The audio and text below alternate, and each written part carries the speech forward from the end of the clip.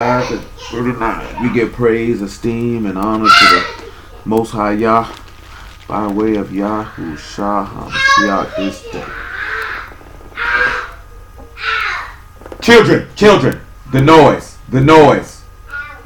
Elizabeth Renee. Thank you. Search the scriptures, for in them you think you have eternal life, and they are they which testify of me. And you will not come to me that you might have life. I receive not honor from men, but I know you, that you have not the love of Elohim in you. I come in my Abba's name, and you receive me not. If another shall come in his own name, him you will receive. How can you believe which receive honor one of another, and seek not the honor that come from Elohim only? Do not think that I will accuse you to Abba. There is one that accuse you, even Moses, in whom ye trust. For had you believed Moses, you would have believed me, for he wrote of me.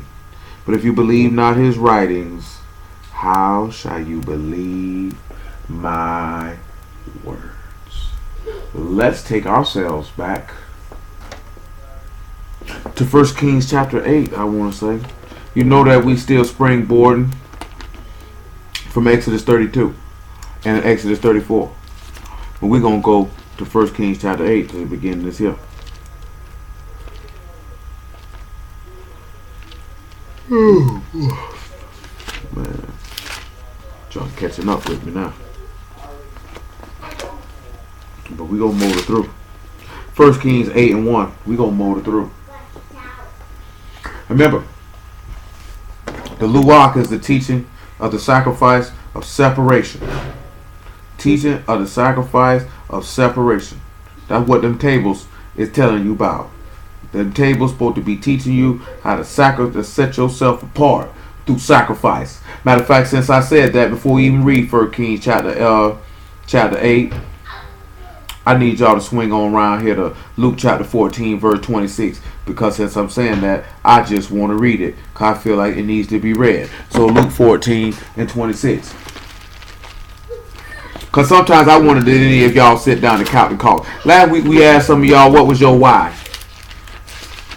Why did you want to serve Yah when you heard the word? Because like I told you before, and you can make that 14 and 25.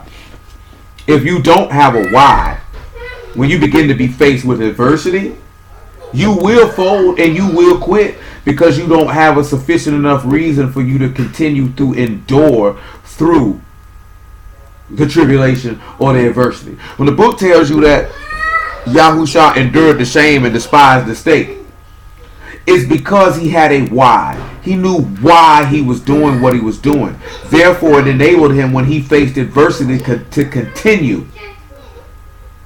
See, when you don't have a why, see, let's put it this way. I'm going to use some of the simplest terms I can come up with. And with different scenarios. Hey, hold on. All of y'all go in your room. Now. Get out the kitchen. Now. So, if you don't have a why, when you marry somebody, when there begin to be rough patches in your marriage, and inevitably there will always be that.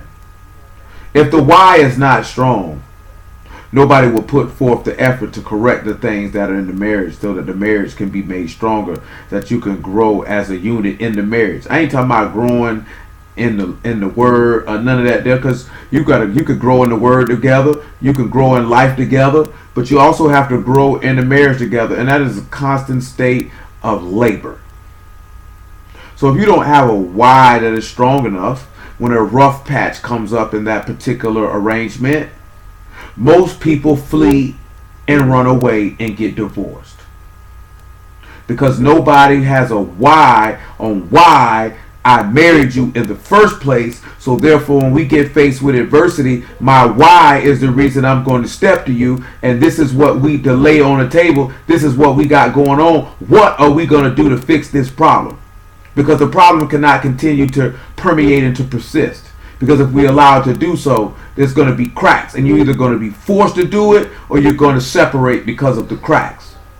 It's the same thing I told you about a business. If you don't have a why that you're running a business, what is your reason and objective for starting it? When you face some manner of adversity in that business, you are not going to continue, and you're going to go out of business, because you're not going to come up with a rational solution to come up to fix the problem of what you're dealing with in the adversity. Because at the end of the day, your why is what is going to allow you to come up with ways to fix problems when problems arise. See, if you don't have a why when you're serving Yahuwah, then when problems and adversity arise, you're not going to seek to the living Elohim, nor seek to wise and righteous counsel on getting a solution to whatever problem you're facing. You're going to do like most people do. You're going to keep it to yourself, or you're going to consult somebody who is as dumb as you are. And when I say dumb, I'm talking about ignorant or lack of experience or skill in the particular matter as you are. It doesn't have the ability to give you sound counsel or to manifest to give you the tools to execute skillfully to fix whatever problem that you got.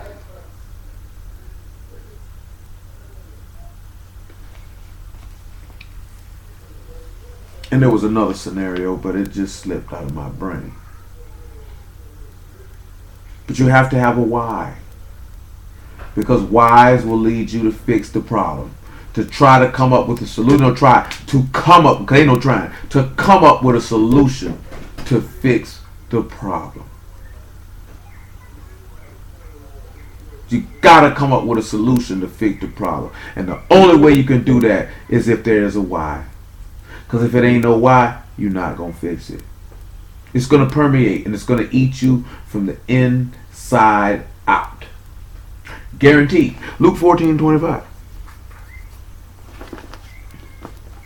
And there went a great multitude with him, and he turned and said unto them, if any man come to me and hate not his father and mother and wife and children and brethren and sisters, yea, and his own life also, he cannot be my disciple. And whosoever doth not bear his stake and come after me cannot be my disciple. For which of you intending to build a tower, sit not down first and count the cost, whether he has sufficient to finish? Lest happily after he have laid the foundation and is not able to finish, all that build it began to mock him. You see, that's why you got to sit down and you got to count the cost. See, Yahushua was telling you about you need to have a why. Did you sit down and count the cost? Did you weigh it out? See, nigga didn't weigh stuff out. People don't weigh stuff out. So you don't come up with a why. Because I'm willing to wager that most of y'all didn't have no why. You didn't even consider it when you got hit with the information to begin with. Which is understandable because you were very, very young. You know what I'm saying? By the time that I came across my plate, I was almost 29 years old, so I'm almost 30. So my thought process period is just drastically different than what yours may have been at that time. Also considering a nigga had just done 4.5 years in prison. So the mentality is drastically different than somebody who's 20, 21 years old on a college campus or hanging out with their peers. Different all the way around. So you're not going to have a thought process of why. But you ought to have one now, though. You ought to have a why right now, though. Because when them nights get dark, when them days get dark, I should say, and the clouds come out, and the rain go to falling, your why is what's going to get you to shoot past that. And they tell you now, it can't be for your kids. Can't be for your spouse. It's got to be for you and Yahuwah. That's who it got to be for. It got to be for you and Yahuwah. If it ain't for you and Yahuwah, you destined to fail. You destined to fail. You can't be concerned about who don't want to do it and who do want to do it. You can't be concerned with that. Because you're going to be worrying about the wrong thing. I think that's what a lot of niggas' problem is. Niggas be worried about the wrong thing. Around here sniffing niggas' booties. You better be around here following the lamb. Lest happily after he had laid the foundation is not able to finish it, all that behold it began to mock him, saying, this man began to build and was not able to finish. Or what king going to make war against another king sit not down first and consult whether he had able with 10,000 to meet with him that come against him with 20,000? Or else while the other is yet a great way off, he sent an embassage and desired conditions of shalom. So likewise, whosoever he be of you that forsake not all that he have, he cannot be my disciple. Who counted the cost?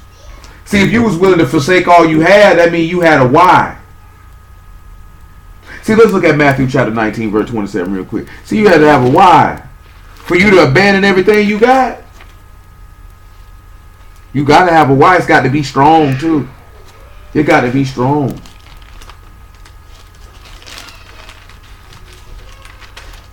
It's got to be strong.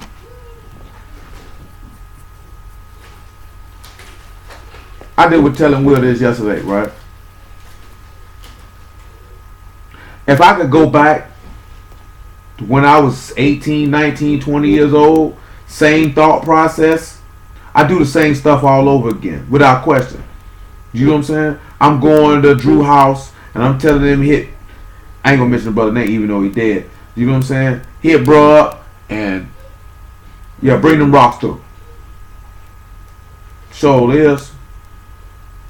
But if you give me the level of information that I have now, absolutely not. But that means that a majority of my friends I'd have been lost. Majority of the women that I did deal with, probably not. If you talking about being that disciplined and staunch on it at 17 years old, 18 years old, 19 years old, 20 years old. Like I said, even though I didn't do a lot of things, that word wasn't there that caused people to want to separate themselves from you. So even though a nigga didn't participate in a lot of things, nigga like, oh, you know, that's just boss. He just don't do that. You know, boss just not into that. He's not really into that. You know what I'm saying? But when you go to dealing with that word, nigga don't want to fool with you no more.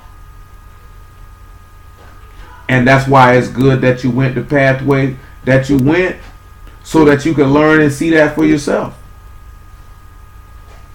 Because you have to remember, if you got this when you were young, then 99.9% of the time your parents would have probably been on it. This means your upbringing and your peer group would have been totally different. Totally different. You have to remember that. It's just like all your children now, they play with each other and they know each other. Their peer groups will look different. You don't even sit back and look at it. You don't even know the fact that you may have grew up and rebelled against it, and the first chance you got to get out your people's house, you would have ran from it. You just don't know. We don't really know the scenarios. Because you have to sit back and look at it. It'd have been very rare if you 16, 17 years old and a nigga hit you off with the word. 9 times out of 10, if you were young and you had it, you were raised in it. For the most part, you would have been raised in it. Not necessarily 100% of the time, but for the most part, you probably would have been raised in it. And your perspective would have been drastically different. And your friends would have been drastically different. A lot of people you met to lead you to the people that you know now you may have never met. Everybody cross paths for a reason when it come down to Yahuwah. I done told you that numerous times. I think y'all think it's a game. Everybody come across each other's path for a reason. Because Yahuwah will got to be accomplished. Some come across people to be damned, and some people come across people to be saved, or to get them in contact and down with people who ought to be saved. Some people are brought together for the purpose of being married. But at the end of the day, everything is done for the esteem and praise to the mighty name of Yahuwah of hosts. So come back, get your you bastard! Hold on. Bring it here, nigga.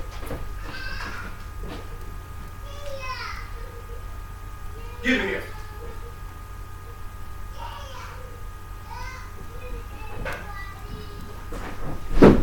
You better not do it either. So behind from over here, man. What I said? Get from over here. So, as I was saying, let's go back to Matthew 19:27.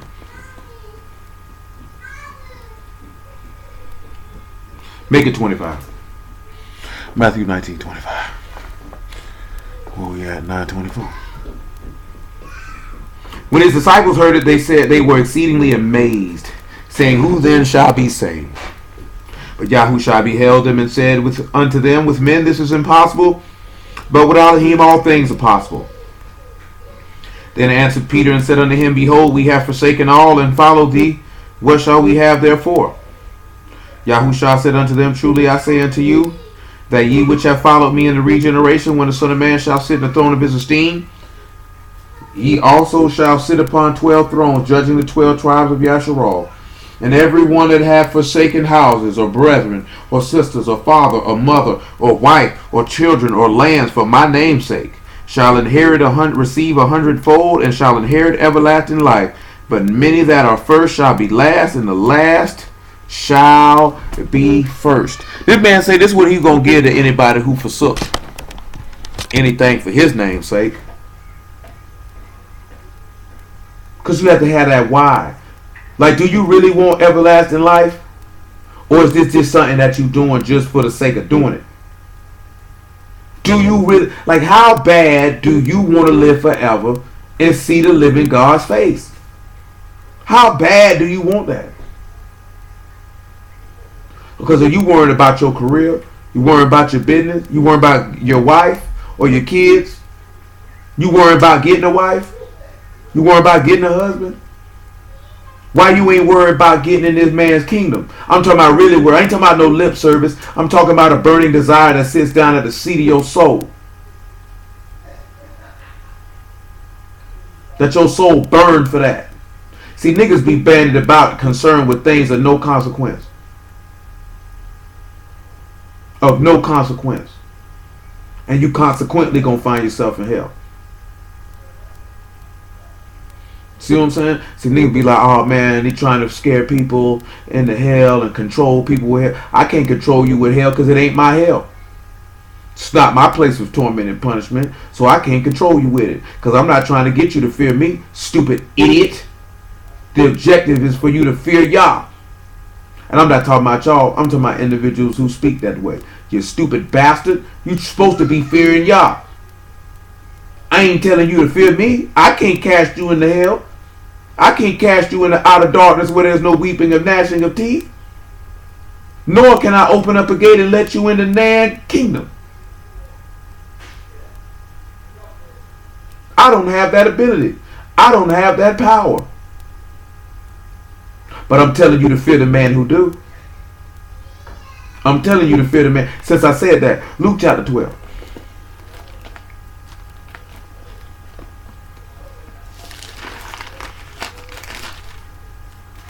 I'll let the master tell you.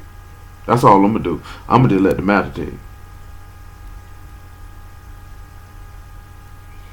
Verse 4. Luke 12 and 4. I'm going to let the master tell you. Master tell you better than I can. "And I say unto you, my friends, be not afraid of them that kill the body, and after that they have no more that they can do. But I will forewarn you whom you shall fear. Fear him which after he have killed have power to cast into hell. Yea, I say unto you, fear him." That's who you need to fear. See, a nigga hit you with that line there because they don't really fear God. Since I said that, Hebrews chapter 12. See, a nigga who come at you, he trying to control you with hell. Trying to get. See, a nigga who talk like that, that's wicked nigga talk. That's a nigga who don't fear God. The book say fear Elohim and keep a commandment. That's the whole duty of man. Nigga, what? Are you serious? And the reason why I say that, because that's a reverence and respect. Because I'm leading to what we got to talk about. Because that reverence or respect would cause you to take that teaching of a separated sacrifice. It'll cause you to consider that. Because the book says that Yahushua was heard and that he feared. When he offered up strong supplications with crying and tears, he was heard and that he feared. And after we read this Hebrew 12, we're going to read in Luke 6:46. Why not? They ain't going to hurt nothing. Ain't going to hurt nothing. I promise it ain't. Because that's what people's problem is. That's what people's problem is.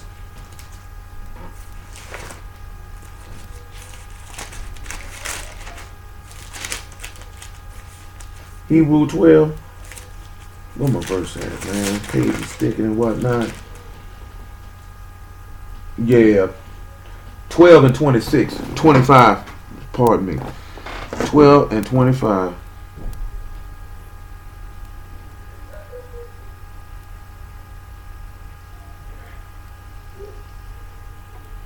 12 and 25. Praise Yah for the word. See ye that you refuse not him that speak, for if they escape not who refused him that spake on the rats, much more shall we not escape if we turn away from him to speak from Shamahim, whose voice then shook their rats. But now he had promised, saying, yet once more I shake not their rats only, but also Shamahim. And this word, yet once moved, to signify the removing of those things that are shaken, as of the things that are made. Those things which cannot be shaken may remain. Wherefore we receiving a kingdom which cannot be moved, let us have Khan, whereby we may serve Elohim acceptably with reverence and godly fear. For Elohim is a consuming fire. This man to say, this man to serve this man acceptably with godly fear and reverence, with respect.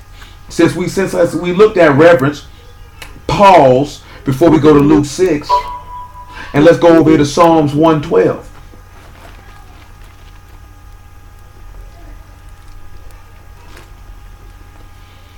Psalms 112. It's not 112, it's 111. It's 111. Psalms 111. Psalms 111 and 5.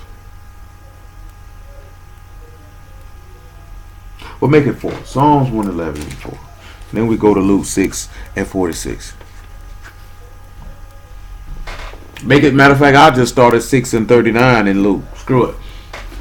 And then we go to 1 Kings 8.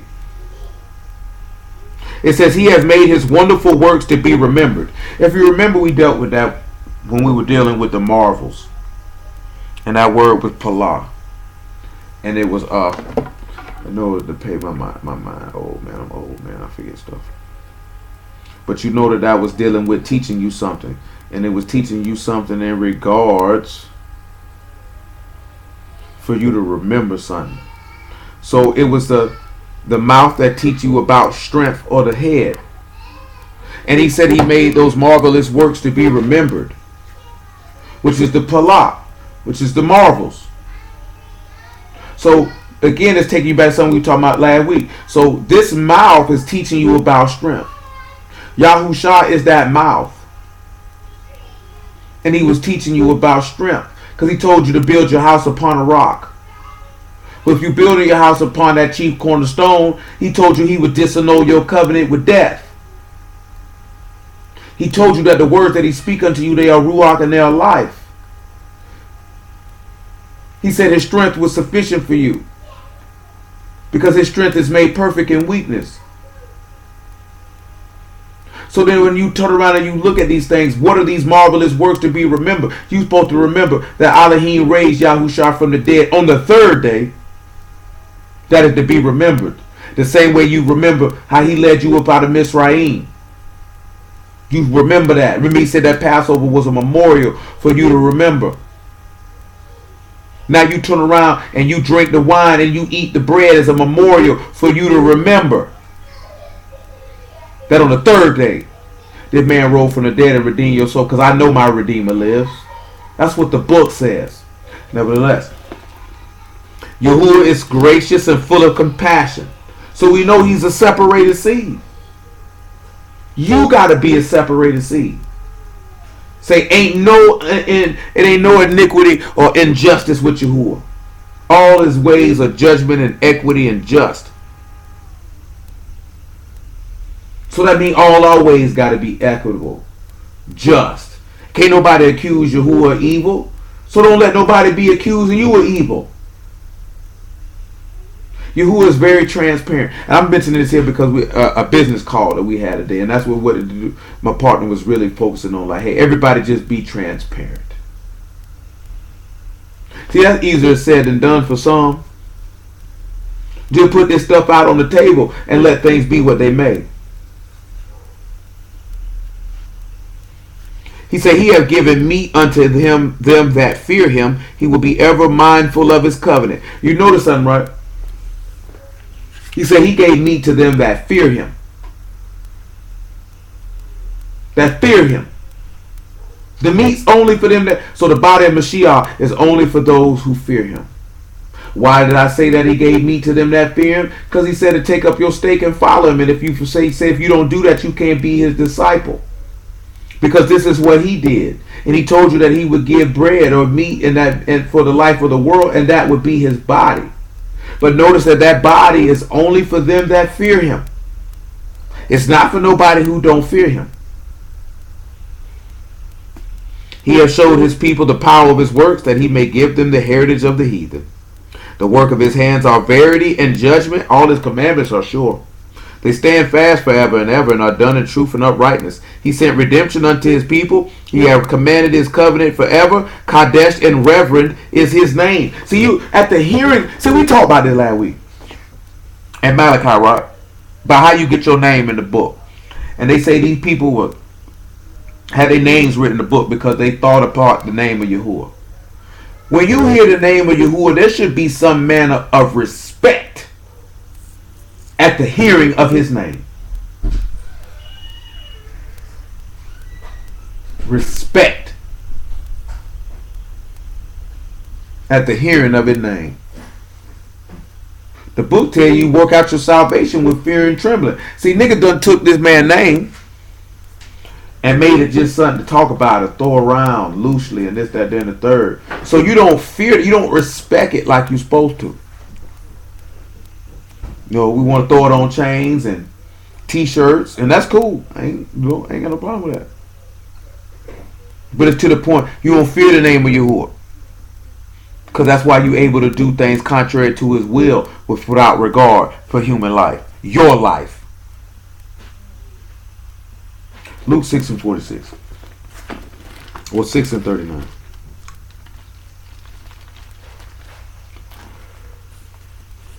I'll tell you right now. You can come around you, and you can take it however you want to take it. I don't really care. You know what I'm saying? But I'm going to say what I feel that got to be said. That's all I'm going to say. And because I done said it already, but I want to be clear and I want to reiterate it. If a nigga come telling you, if a nigga, not a man, not a righteous man, not a just man, not an upright man, but a nigga. If a nigga come tell you, man, that nigga trying to control you to fear, so you can fear him. Because remember what the book say. Remember what Mashiach say. My doctrine is not mine, but his that sent me. If any man do his will, he know if the doctrine is mine. Or if I speak of myself. This man say, if you seek the honor of him that sent you, the same is true, and there's no unrighteousness in it. He said, if he seek honor for himself, that's a wicked nigga. So, if a nigga trying to get you with the word to fear him, that's a wicked nigga. If somebody using the word for you to fear Yah, and a nigga telling you, nigga trying to control, that is a wicked nigga.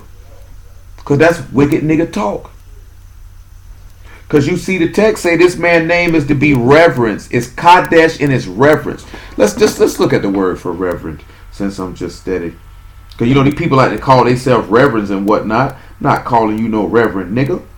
You got to be high on a marijuana. Got to be high on a marijuana. The word reverend is Yashar'al, and it is to fear, to revere, to be afraid, to stand in awe of, to reverence, to honor, to respect, to cause astonishment and awe, to inspire reverence or godly fear, to make afraid or terrify.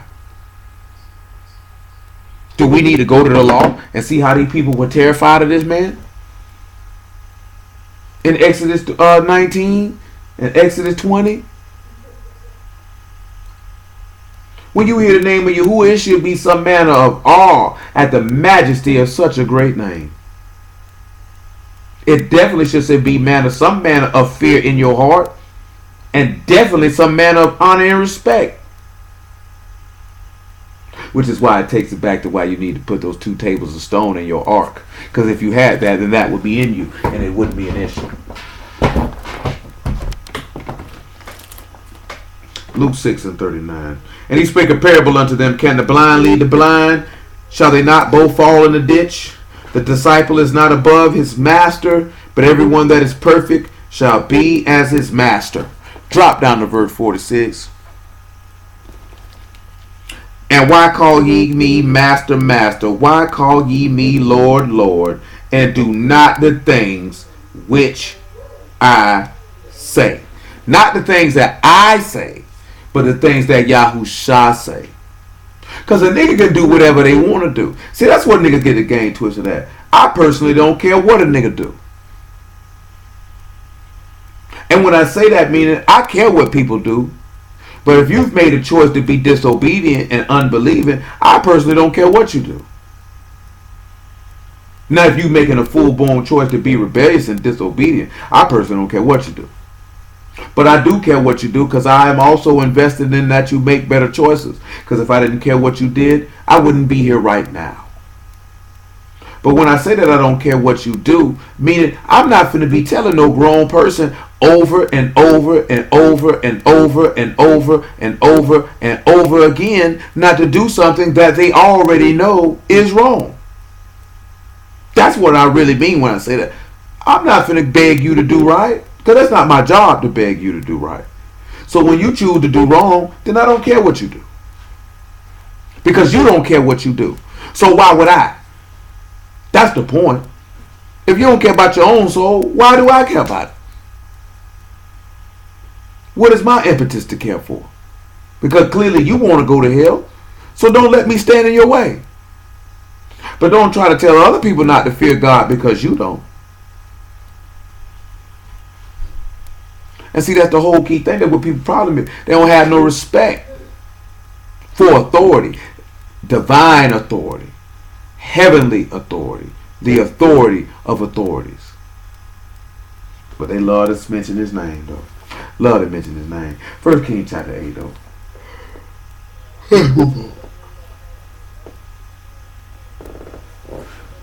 I'm trying to pay myself because I ain't getting no sleep.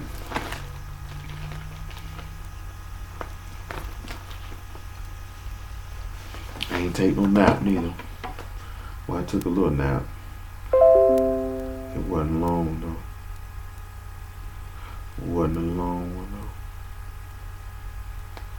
1 Kings 8:1. 1 Kings.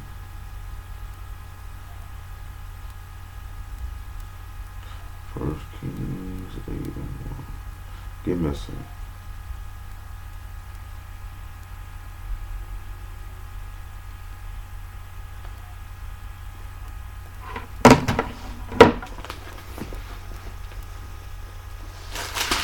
Alright then.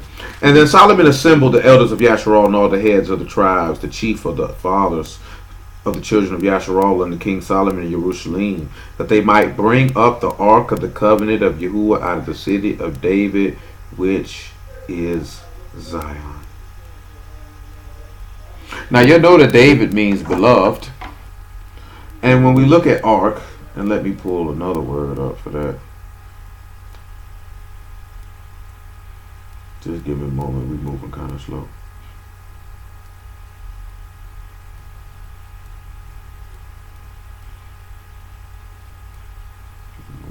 Shit. Even change the app on me, man. Change the app on me, man. That wasn't cool. That wasn't cool at all. And remember that Zion is a parched. It means parched place. Place ain't got a little bit of, ain't got no water. But if you remember, the word for ark is aron. And that gives us the aleph and the rosh and the u and the nun. So you get the strength of the head of a sacrifice that leads to life. And what's inside of that ark ain't nothing but 2 tables of stone.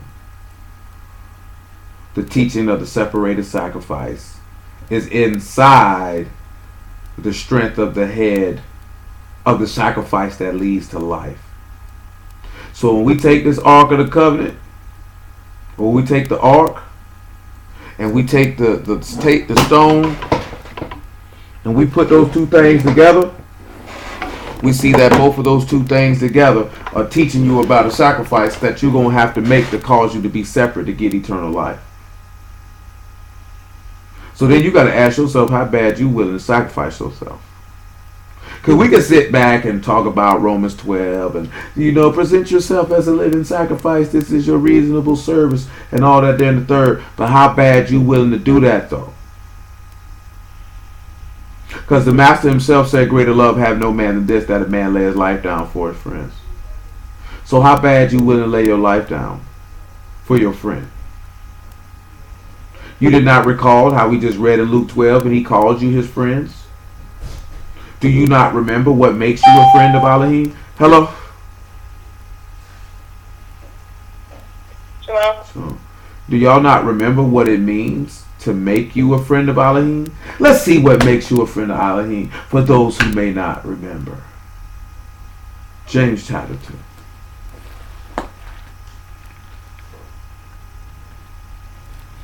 Because see, one thing for certain, two things for sure. Abraham, that's the part that killed me, right? A wicked nigga will tell you, he trying to control you with fear. You stupid bastard, your forefathers feared the man. Abraham feared him.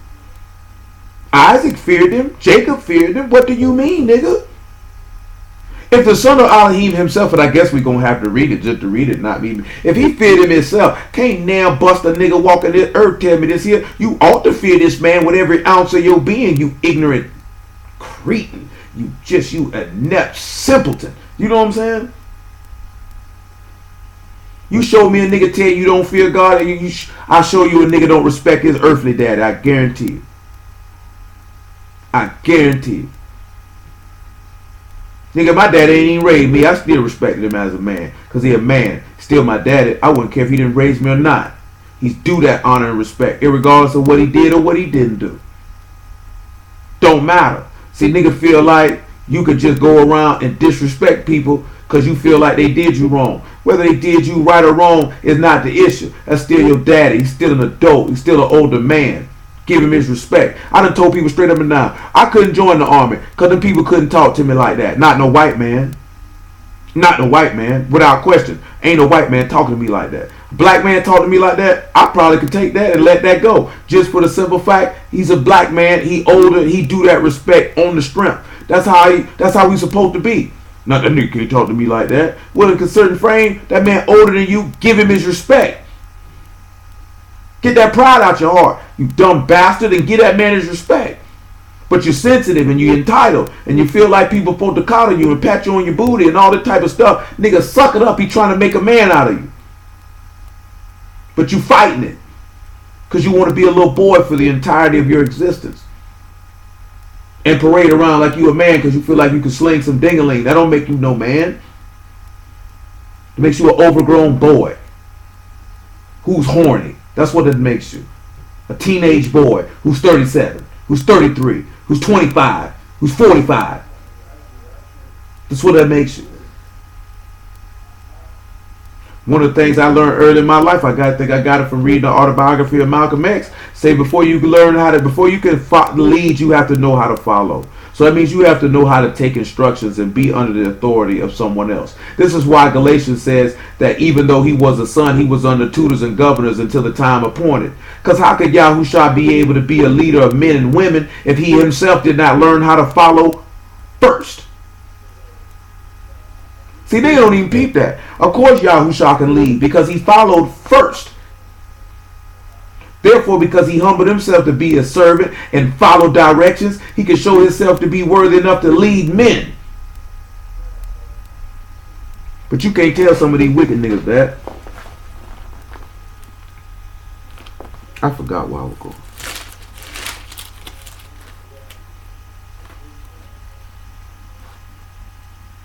I just get to Hebrews 5, man. Y'all will and then come back. I forgot where I was. Huh? You was going to talk about James. Oh yeah, James. Thank you, Muffin. Yeah, he just said, and Will just said the same thing. Thank you, sir. Thank you, Muffin. James chapter 2. You know, I get old, man. I forget things. James 2 and 19. Make it 18. Well, make it 17. We hit the standard statement. Even so, faith, if it have not works, is dead, being alone. Yeah, man may say, thou hast faith, and I have works. Show me thy faith without thy works, and I will show you thee my faith by my works. Thou believe that there is one Elohim, thou do well. The devils also believe and tremble. But wilt thou know, O vain man, that faith without works is dead? Was not Abraham our father justified by works when he offered Isaac his son up upon the altar?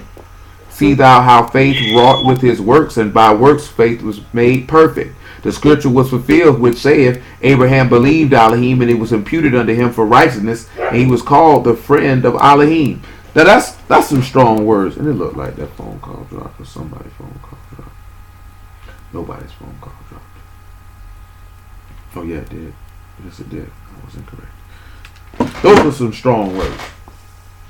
And the strong words that I'm referring to are this. The scripture was fulfilled that Abraham believed Elohim when he did certain things. When he was willing to offer up Isaac. Then it said Genesis 15 was fulfilled. And most people overlook that point. And it's because of this he was called a friend of Elohim. And we went over this before. If you want to be considered a friend of Elohim, you got to believe in him. Then in your believe in him, you'll execute the works in him. See, niggas saying they believe him, but they ain't executing the works. Before we read Hebrews 5, let's go to Acts 24 and 11 real quick, I want to say. Just Acts 24 and 11. I'm adding a couple verses on because it's only really one point that we want from the matter. But it's cool. Nigga, get from over here. I'm tired of telling you that.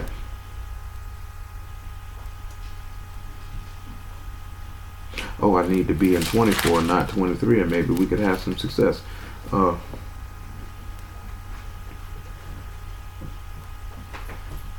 Make it verse 10. Then Paul, after the governor had beckoned unto him to speak, answered, For as much as I know that thou hast been of many years a judge unto this nation, I do more cheerfully answer for myself, because thou may understand that there are yet but 12 days since I went up to Jerusalem to worship. And they neither found me in the temple disputing with any man, neither raising up the people, neither in the synagogues nor in the city. Notice how Paul say, you ain't catch me in no temple arguing with nobody, nor raising up the people to be disobedient. See, that's the stuff you have to sit back and look at of old wicked nigga.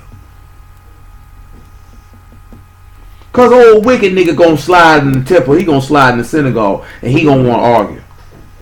Old wicked nigga gonna want to try to cause a sedation amongst the people and cause an uprising. To cause the people to turn against people. See, that's wicked nigga stuff. That nigga sit back and look at and don't even see how they violate the book. Because Paul made it a point to let it be known, I don't participate in stuff like that, sir. I ain't did none of that. It's been 12 days since I've been to Jerusalem to worship. And can't nobody up there tell you I did anything like this. Because I'm a man of respect. See, I done told y'all this before. If you're going to serve Yahuwah, you got to be a real person. A real man, a real woman. And I'm talking about authentic. Because through the midst of that authenticity, you're going to respect his authenticity. And then you're going to see how honest, open, and real he is. And you're going to separate yourself just like he separated himself. But then also you have to be an honorable man. You have to be an honorable woman. And that disqualified 99.9% of these niggas out here screaming this man's name. Because honor ain't in these niggas. Because they don't carry themselves as people of honor. People of honor carry themselves with respect. And they move in an honorable way. Meaning they move in a respectful way. See, people don't look at none of these attributes because they don't ascribe these attributes to godliness, honor, and respect, fidelity, and loyalty. Because Yahuwah and Yahusha are the most loyal people that you will ever come across. Who you ever seen been that loyal to a whore? That loyal to a whore. Let's just go ahead and be real with it. Because not now one of y'all, male or female, is finna be loyal to no whore. If you knew this nigga was around here sleeping with everything moving, you're not finna be loyal to this man.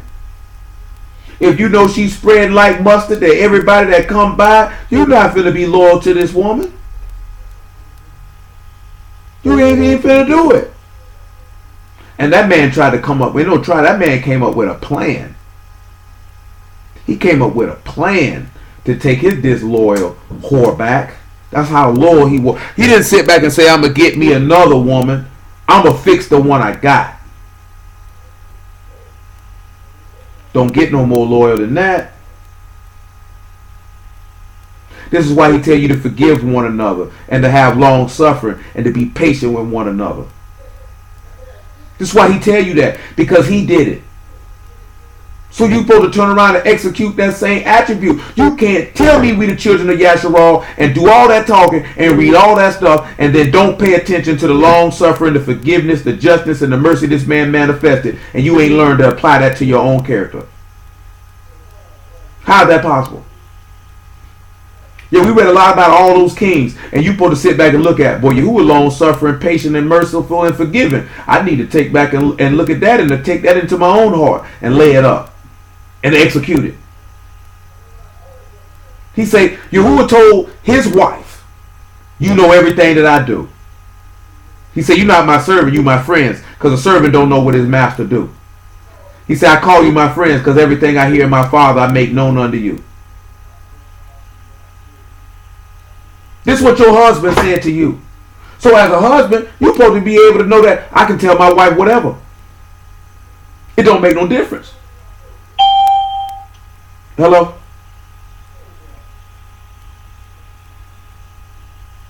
Hello? You got to take that into account. Consider that. Because everything we've been looking at these last 6 weeks, maybe even 8, is for you to become like God. I done had conversations in periods where we done dealt with it before, but now we finished dealing with it again. Y'all need to go from taking reading stories to paying attention to the character of your Elohim and become. Remember, your character is what you do. So if you want to become like Elohim, then you need to do like Elohim. That's how you become like him. You take on his character. You do what he does. It ain't hard. It ain't hard at all. It comes down to desire. The want to do it. Do you want to do it? Because if you don't want to do it, then just eat, drink, and be merry, because for tomorrow you die. Don't play with it. Don't flodge with it. Just do it. And that goes for anything in your life, man. There's something you want to do, just go do it. If somebody you want to be with, just go tell them. Because at the end of the day, ain't but 2 things can happen. Success or failure. And you're going to learn more from the failure than you do from the success. So you might as well.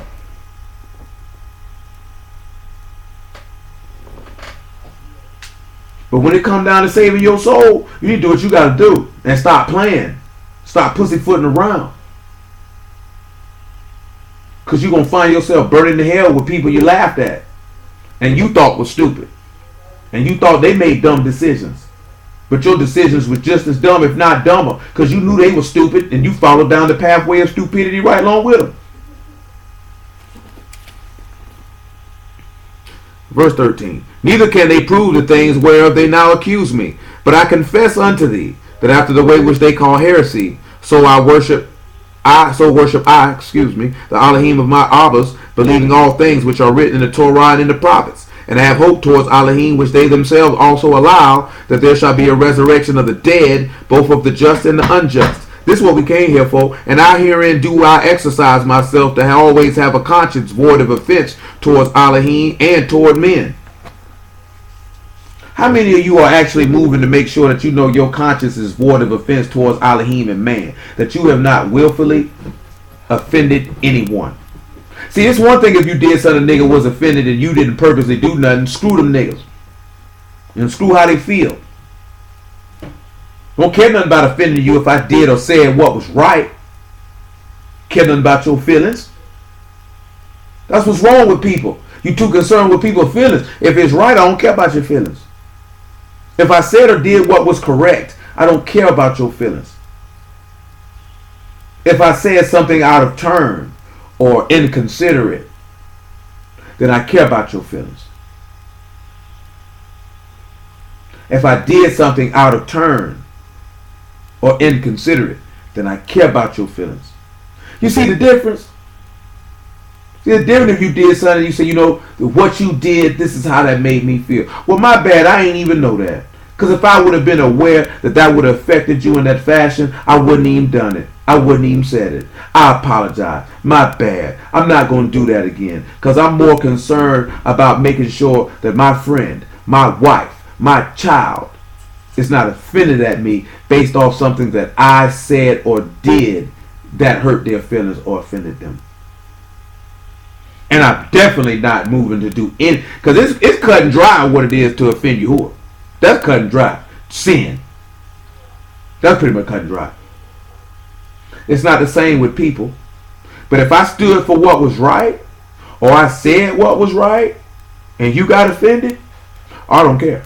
I was telling her, I offended a white man last night. I don't care about that.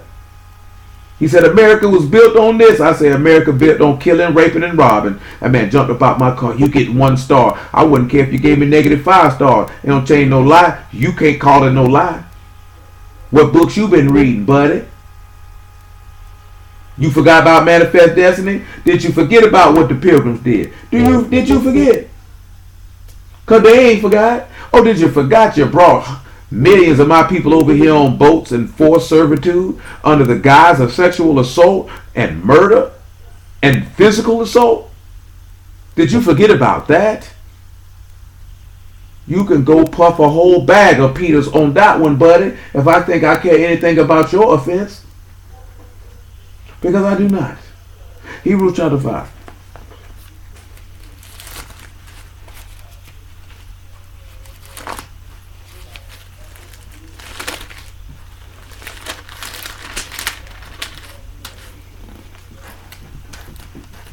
Let me put that nigga in his cage, man. Godly. 5 and 7. And then 1 Kings chapter 8. Oh my God. Who in the days of his flesh, when he offered up prayers and supplication with strong crying and tears unto him that was able to save him from death, and was heard in that he feared. And though he were a son, yet he learned obedience by the things which he suffered. And being made perfect, he became the author of eternal salvation unto all them that obey him. Wednesday night, we talked about what? That rod and that staff comforting him. Everybody loves Psalms 23. Niggas' grandma's got Psalms 23 open in the front room, page yellow. All other pages white, that one page yellow. Everybody know it. They say, he restores my soul. He lead me beside. All that type of stuff. But as we looked at that Wednesday, that rod is for correction. It's for chastisement. That's what it's for. When them sheep get out the way, that shepherd whack that sheep with that rod to get him back in the way. So if you want the Ruach HaKodesh, you have to have a love for this man's chastisement, rebuke, and correction.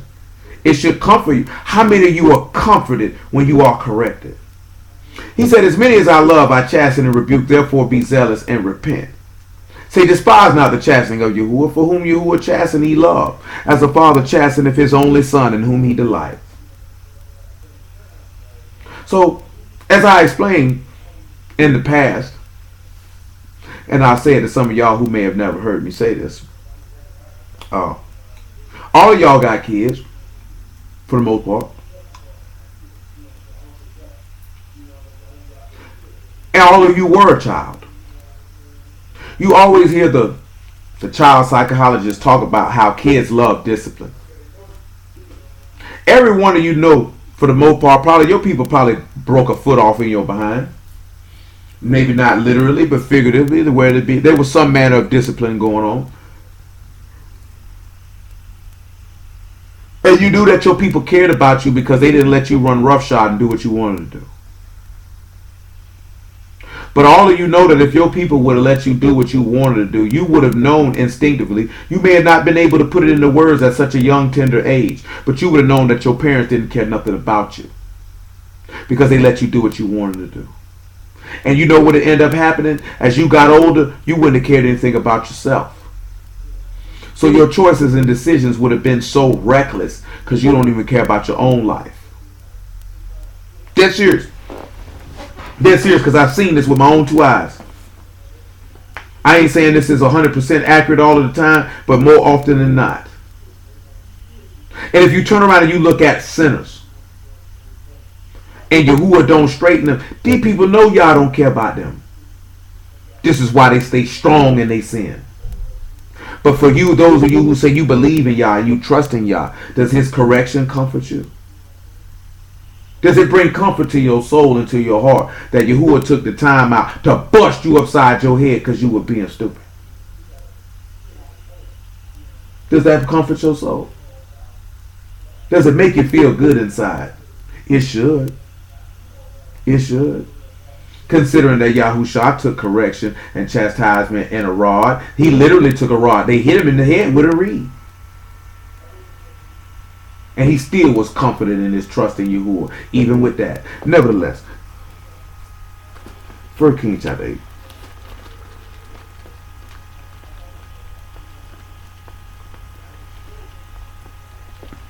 I don't know if that staff, that rod and that staff comfort y'all. I can say it comfort me. I done told you some of my heartaches and setbacks of dealing with the word and praise Yahuwah. In the name of Yahushua, almost 9 years later, I'm still here.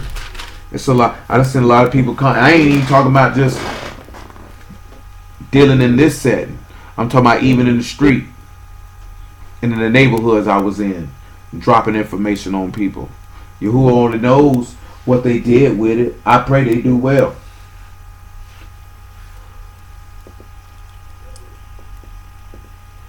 Excuse me. Some did not. The reality of the matter is, what are y'all going to do with it? What are y'all going to do with it? You know what I'm saying? And it's just kind of in my head, right? Because I just said this to y'all probably a couple weeks ago. When you look at the word, and we talk about desire for that comfort. When you look at the word, Yahuwah desired a virtuous, righteous woman as a wife in Yashar'al. He desired certain characteristics and attributes from her. Yahushua required the same thing. This is why Paul say that you've been espoused to one husband, that you should be a chaste virgin for Mashiach. And for those who are not married, whether you be on this phone, whether you be on the stream, or whether you watch it later, because this is general consensus. If your God desires a certain attribute and standard from his spouse, then you ought to as well. And also from the people whom you deal with on a regular basis. You should demand godliness and make no excuses for anything that comes short of that. That doesn't mean you walk around snobbish, nose tooted up, because you'll have the long suffering and patience and skill to deal with them. But you just let them know that your behavior is unacceptable. See, some people have a hard time feeling like they feel like you got to go in. I can tell you that your behavior is unacceptable and still try to figure out a way to solve the problem. And to solve the problem, it ain't nothing but one answer, and that's Yahushua. Take heed to this word. That's how we solve that problem. That's how we solve that problem. Got a problem with lust? Believe and obey the word. Got a problem with lying? Believe and obey the word. Got a problem with pride? Believe and obey the word and humble yourself. We don't come up how to fix it. See, don't be the nigga who points out people problems, but then you ain't coming up with a solution on how to fix it. Cause we got a book full of, we got a whole toolbox right here in our hand. Whether you got it in book form or on your phone, you got a whole toolbox. It's able to, you could be able to pull out any tool you want to fix whatever problem the soul has, whatever problem the spirit has. And guess what you can do? If you ain't skillful enough to fix it yourself because you sat back and you looked at a YouTube do-it-yourself video by opening this book and read it for yourself, you could go to somebody who's a little bit more highly trained and highly skilled to seek that they can be able to fix your problem. And I ain't said this in a while, and I say this here too. We know that this book is the Word made flesh. Do you not realize whether you got it on your phone or whether it's in a book form and you carry it with you, that Yahushua is with you wherever you go at? Do you not understand and realize that? So if he's literally in the pages of this book or in the pages of your digital Bible on your phone, then why won't you take that same word and put it inside of you so he can go wherever you go in the same fashion?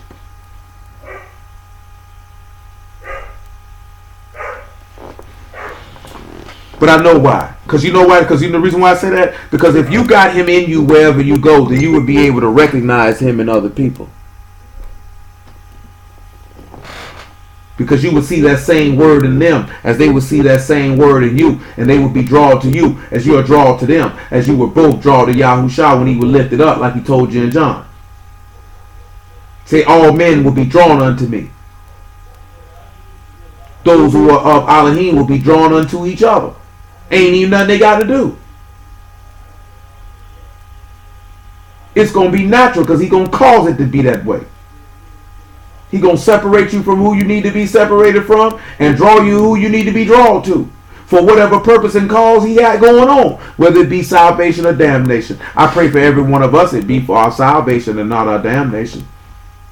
Because I know last night the adversary tried me with some of the most that God will tell it will. I ain't ignorant of his devices. So I see your plot, purpose, and plan coming from a mile away, and you got to be a little quicker than that, buddy. You got to be quicker than that. And the reason why I say that because Yahushua was the greatest man ever lived. Then he died and lived again. Now he lives forever. He seen Hashatan coming from a mile away with that raggedy game he was coming with. He seen it coming a mile away. Oh, you think because I ain't ate nothing in 40 days, I ain't drank nothing in 40 nights, that I'm going for that? What you talking about? Because I seen you 3 days ago coming with this raggedy junk you were coming with. I've been peeking and see. I was waiting for you to get around here because I knew you were going to disrespect me. Because you have to look at how Hashatan came at him. That was disrespect. You be the son of God, turn these stones into bread. Nigga, what? If you be the son of God, throw yourself off this building. What? So when that didn't work, what did the buster do? Bow down and worship me, and I'll give you all of this. Come on, man. He seen him coming. You know why he seen him coming? Because there wasn't no word in him. So therefore he exposed. I know who you is. I can see you coming because I don't see Yahushua in you. I don't see me in you because the word is not in you. So if you say you are the word and the word is in you, then you will be able to see somebody who is of the same cloth as you are. But what do I know? 1 Kings 8, man. We in verse 2. And all the men of Yashar'al assembled themselves unto King Solomon at the feast in the month of Ethanim, which is the 7th month. All the elders of Yashar'al came, and the priest took up the ark. And they brought the ark of Yahuwah in the tabernacle of the congregation, and all the Kadesh vessels that were in the tabernacle, even those did the priests and the Levites bring up. And King Solomon and all the congregation of Yashar'al that were assembled unto him were with them before the ark, sacrificing sheep, oxen, and that could not be told nor numbered for multitude. So they stood before the ark. They stood before the ark. And remember, that is the strength of the head of the snail or the sacrifice which leads to life. They all stood before this ark and sacrificed themselves. Now, how are we going to be able to look at an example of people standing before the ark and sacrificing themselves, and then it leads up to a multitude that could not be told nor numbered because of all these people who had done this? What can we look at and what can we see for that? Well, the first thing that we need to do, the direction that I want to take. Let's go ahead and get that John 12, what I mentioned, and let's just start there. Get you behind. Go. Ain't nothing in here for you. And you steady coming in here. Go play with somebody who play with animals.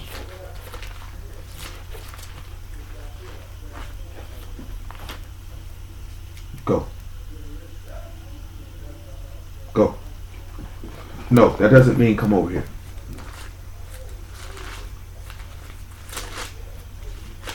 Twelve and 21. Definitely not 12 and 21. 12 and 30. 12 and 30. 12 and 30. 12 and 30. Bear with me, y'all. I'm old, man. Old and tired, which means you go to moving slow.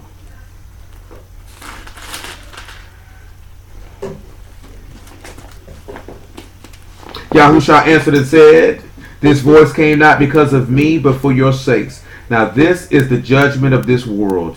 Now shall the prince of this world be cast out. And I, if I be lifted up from the rats, will draw all men unto me. This said he, signifying with death he should die. Remember when we talked about the marvels? The marvels. And one of the marvels we looked at was the serpent on the brass pole. And that when that serpent on that pole was lifted up, all men were drawn unto it. They were all drawn unto it. Now this sacrifice, now all the people are assembling before the ark. Because Yahusha is that ark. But I want y'all to look at something as pertaining to the ark. And I want you to know this and understand it. If you're familiar with it, cool. If you're not, you shall be. Jeremiah chapter 3 verse 16.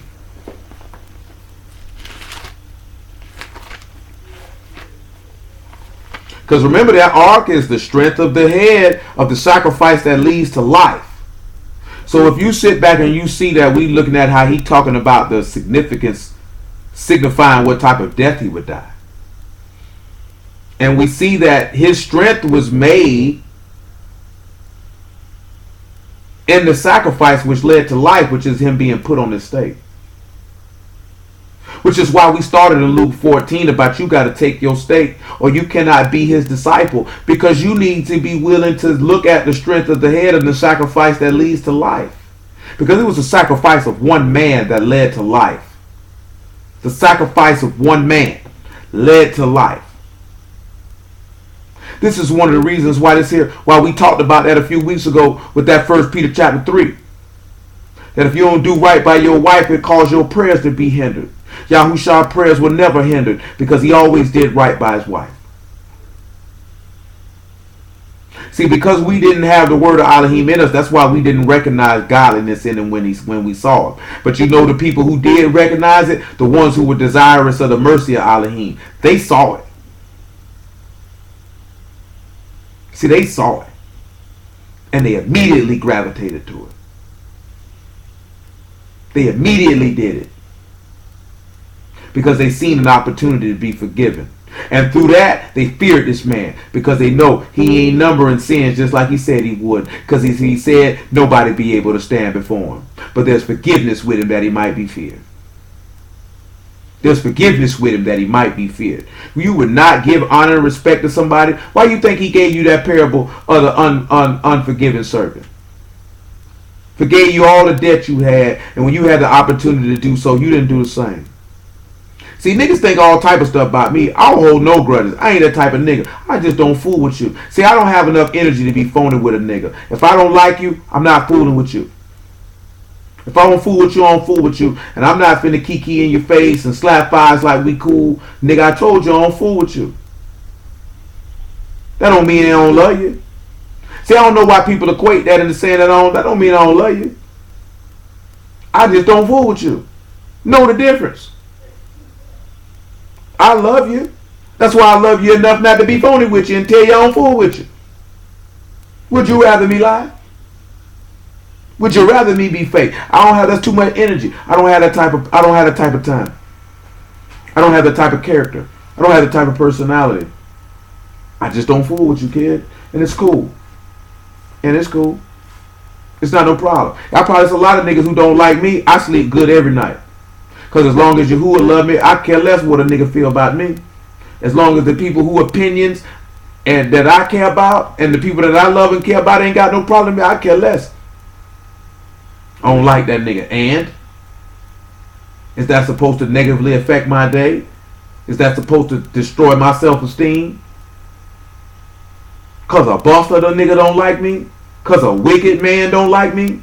Who cares? You think Yahushua was walking around here, they don't like me. He didn't care. I don't care. And neither should you. And neither should you. Keep doing the will of Elohim and stop worrying about how people feel about you.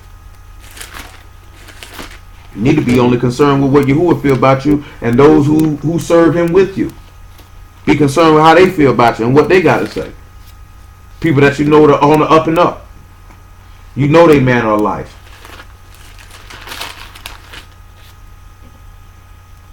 Where my verse at, man? It's all page all told up. Yeah, 3 and 16. We'll look at 3 and 14. Just because. Turn, O backsliding children, saith Yahuwah, for I am married unto you. And I will take you one of a city and two of a family, and I will bring you to Zion. And I will give you pastors according to my heart, which shall feed you with knowledge and understanding. And it shall come to pass, when you be multiplied and increased in the land in those days, saith Yahuwah, they shall say no more of the ark of the covenant of Yahuwah, neither shall it come to mind, neither shall they remember it, neither shall they visit it, neither shall that be done any more. At that time they shall call Jerusalem the throne of Yahuwah, and all the nations shall be gathered unto it, to the name of Yahuwah, to Jerusalem, neither shall they walk any more after the imagination of their evil heart.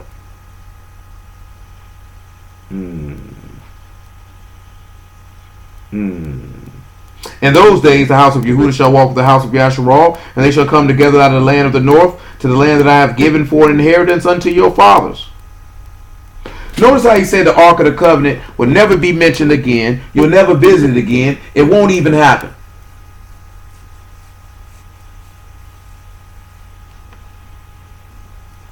Because Yahushua is that Ark of the Covenant, and that covenant is in his inward parts. Remember how we closed, and we've referenced consistently 2 Corinthians 3 and 3, that you are not, it's not written on tables of stone, but on fleshly tables of the heart. Just like Ezekiel, by the mouth of Yahuwah, from the word of Yahuwah, spoken to this people, and said that I will take out this heart of stone and give you a heart of flesh. Well, will you allow him to take that stone, hard, stiff neck?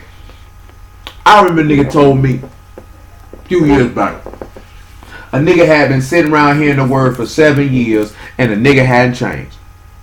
Nigga hadn't grown, no elevation, no nothing. Ain't nowhere in the world you can listen to the true and words of the true and living Elohim by way of his son Yahushua HaMashiach and still be the same nigga. You can't be the same nigga.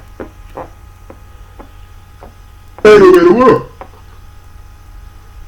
7 years. I remember the clear day. 7 years.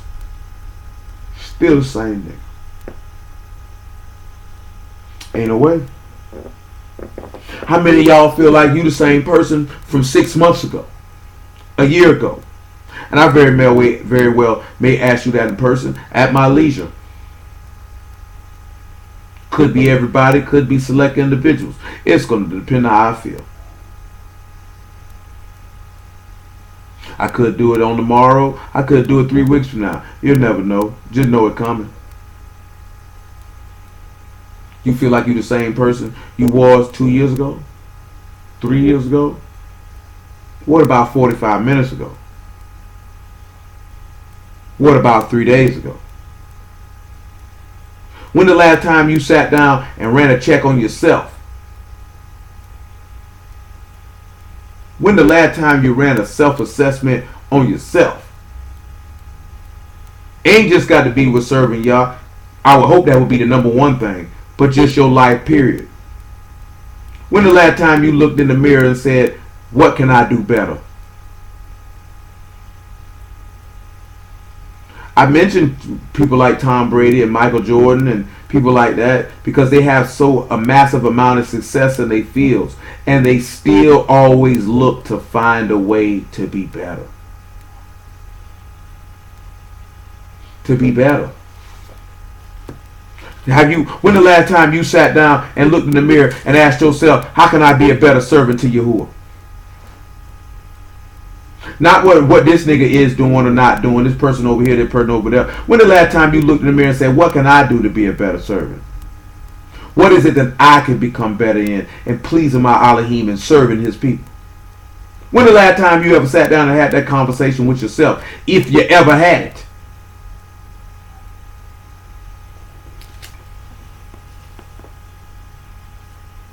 When the last time you sat back and looked in the mirror and said, how can I be a better wife to serve my husband? How can I be a better husband to serve my wife? How can I be a better father to serve my children? How can I be a better mother to serve my children? How can I be a better friend? How can I be a better son or daughter? How can I be a better business owner? How can I be a better employee? What can I do to be better?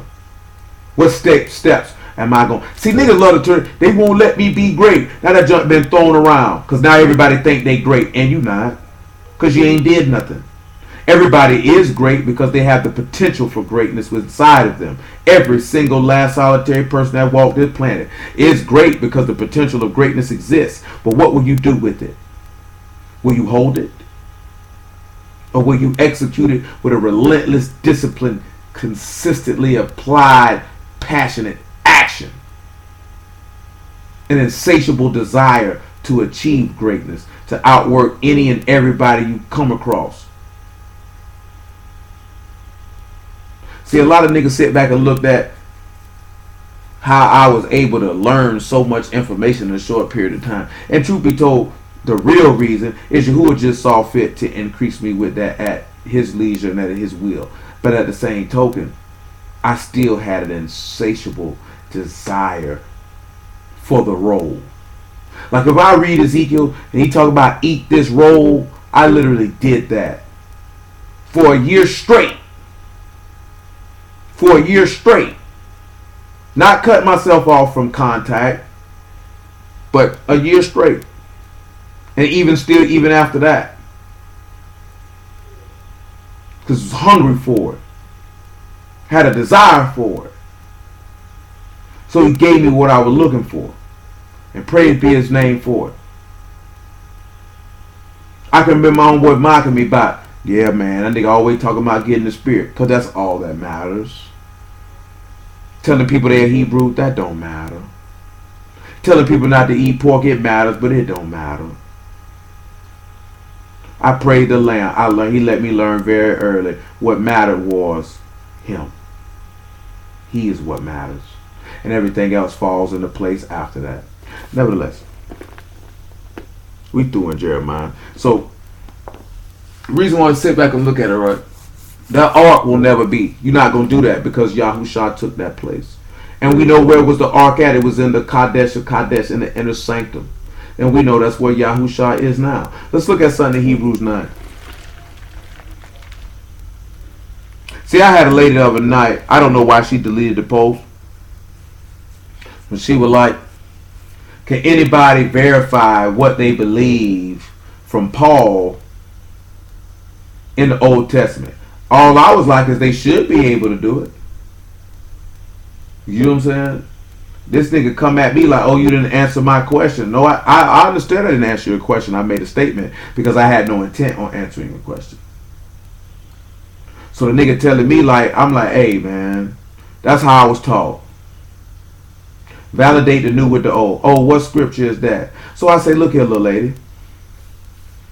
Look here, little lady. He said he told the end from the beginning and the beginning from the end. And to seek you out the book of Yahuwah and read, and not one of, and every one got they made, and not one of them should fail.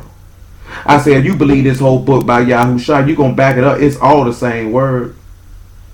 It's all the same word.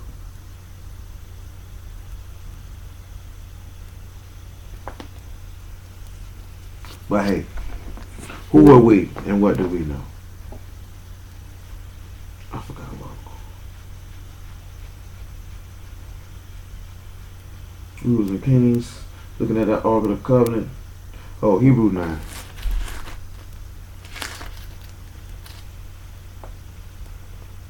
Nine and 1.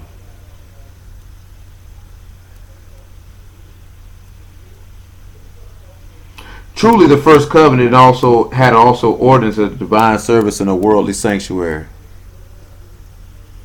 For there was a tabernacle made the first, wherein was the candlestick and the table and the shewbread, which is called the sanctuary. And after the second veil, the tabernacle, which is called the Kadesh of all, which had the golden censer, and the ark of the covenant overlaid round about with gold, wherein was the golden pot that had manna, and Aaron's rod that budded, and the tables of the covenant. So in the Kadesh of Kadesh, we see the ark of the covenant and the tables of the covenant, which, of course, we read Wednesday. That was the only thing that was inside the ark. And it's in the most set apart place of set apart places. We know dealing with the Kadash, that's the destruction of the things that are behind you so you can get in the door.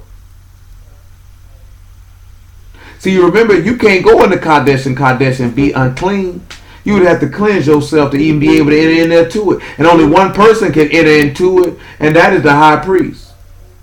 See, we came here to look at that to sit back and show you how Yahushua is the Ark of the Covenant. How? Because we know in Hebrews 7, he that ever make intercession for you. So inside the literal sanctuary, you had the golden censer and the Ark of the Covenant, manna, which is that meat that he said he give meat to everybody that fear him. Aaron's rod that budded, that is one of the miracles that we talked about. It was 12 tribes, and you had one tribe that produced fruit. And then the tables of stone, the teaching that causes to separate. The teaching of the sacrifice of separation. Yahusha is the sacrifice of separation. And he's in this inner sanctum. And you say you want to go meet him in the sky. You want to go dwell with him. You want to go in the temple with him. Well, to enter the Kadesh of all, then guess what you're going to have to do? You're going to have to learn about that sacrifice of separation, or you're not getting in it. You're going to have to know about the strength of the head and the sacrifice that leads to life, or you're not getting in it because that ark is in there. Which holds this teaching of the sacrifice of separation. So if you sit back and you look at that, ark also means, let me get that for you real quick. That money chest, that coffin, that chest or that ark. And the reason why we mention that is that your heart is considered to be is that chest. Because that's where that word is supposed to be written at. And you're supposed to be holding that. So if you holding that, this is why he sit back and tell you this here. That if you don't take up your stake and follow him, you're not worthy of him. Because you done already forgot about the sacrifice of separation. You done forgot what you learned. You done already forgot about the strength of the head of the sacrifice that leads to life. Because he would be in you and you would be in him. And you would bring forth much fruit. For without him you can do nothing. We make a lot of mistakes in life because we make decisions to do things without Yahushua being a part of it. Our Elohim don't be a part of it. And you wonder why it fails. Because he's not a part of it. Sometimes we choose people and Elohim wasn't a part of them, meaning the number one rank priority. So he ain't a part of it, even though he may have been a part of it on your end. And then you're in a situation where he wasn't a part of it at all. But you chose to be friends or to deal with this person in a romantic capacity anyway. Or you chose to fool with your family, knowing he ain't had nothing to do with this.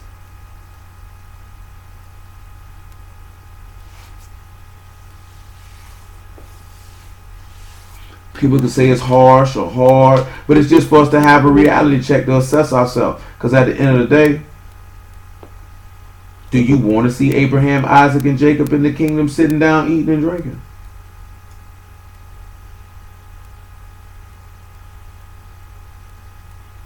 You know, I got love for a lot of people. But there's some people that, you know, I will make sure that I know that I'll see their face forever. I'll see their face again if I leave here. That's a concern for me. Some of you niggas, because it's not a concern for me, because I know you don't care if you see our face again when you leave here, because you don't want to see y'all's face to begin with. So you know you ain't concerned about seeing none of our face.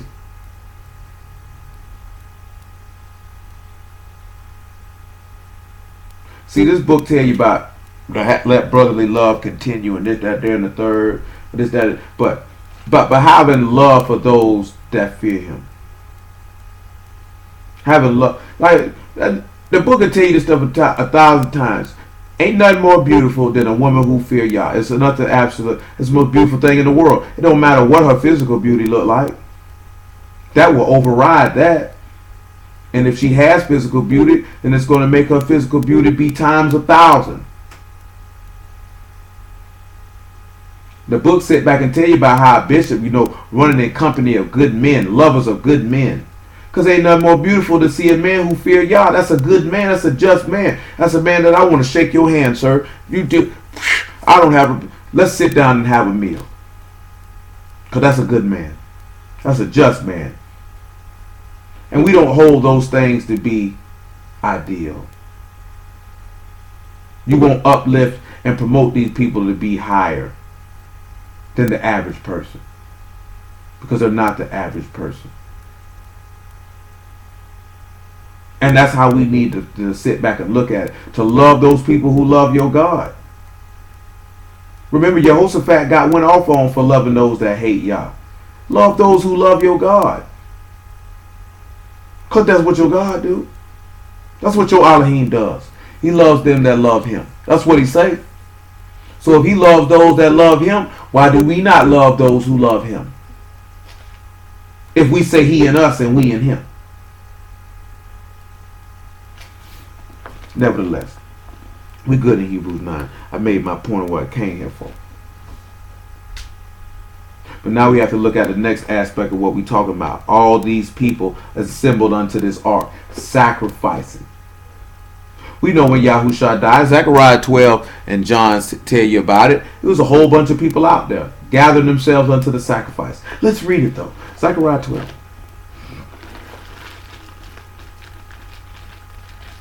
Because reading ain't gonna hurt done.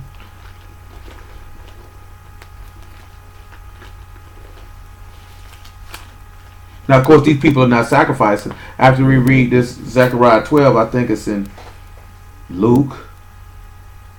And then we'll go to the book of Revelation, the 12th chapter. Now, remember, all this is just sitting back, springboarded from Exodus 32. How he had to make the tables of stone and do them over again. And again, we still looking at the part of the teaching of the sacrifice that separates. And that ark of which those two tables were put into, which is the strength of the head of the sacrifice that leads to life. Because that's why we were looking at where was Yahushua's strength at. His strength was in three places. His strength was in his fear of Yahuwah. Which of course the text doesn't say that plainly in those words. But we know there is strength in the fear of Yahuwah. His joy in Yahuwah, because in the book of Nehemiah it tells you the joy of Yahuwah is your strength. But last and certainly not least, and in my opinion the greatest one of them all, which makes any man the strongest man you could ever come across if he possesses it, and makes him the richest man that you would ever come across if he possesses it as well. And that's to trust Yah and forever, for trusting Yahuwah is everlasting strength. You run across a man who has trust in Yahuwah and hope in Yahuwah, you have found the most wealthiest man that you would ever encounter. And the strongest man you would ever encounter. Because absolutely no force in hell or in earth could break this man. Because, you know what I'm saying? Baruch are those who trust in Yahuwah, who hope Yahuwah is. For he'll be as a tree that is planted by the waters that never cease from yielding fruit. Never. But do you believe that? Do you consider that? Is Yahuwah your hope? Is that your hope? Is he your hope? Are you pleasing him with that? See, this is sit back. This is part to look at, right? Because everybody will sit back and say, I want a man or a woman who believe the word, who believe what I do. But okay, that's cool. That's outstanding. I want godly friends. That is outstanding. I want godly children. Doubly outstanding. Now, Are you looking for the attributes and character of your God in this person who you claim is so godly?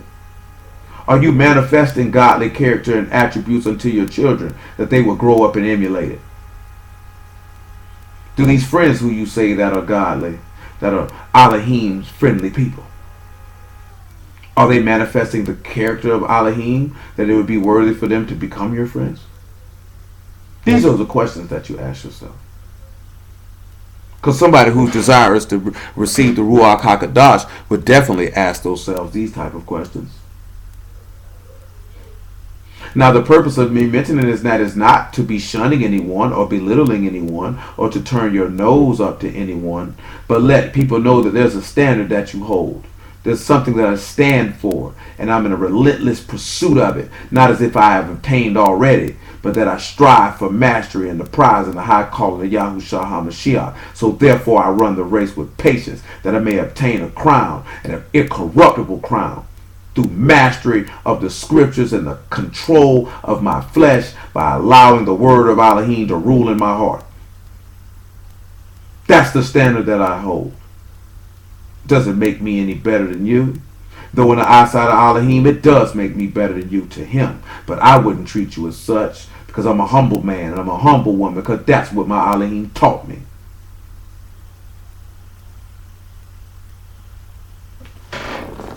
We have to start transforming our character. So though you may be you, you are you with Yahusha inside of you.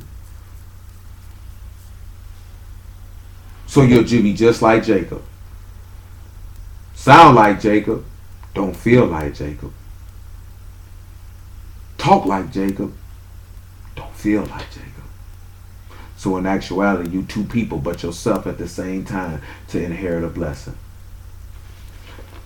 You know, if you understand what I just said.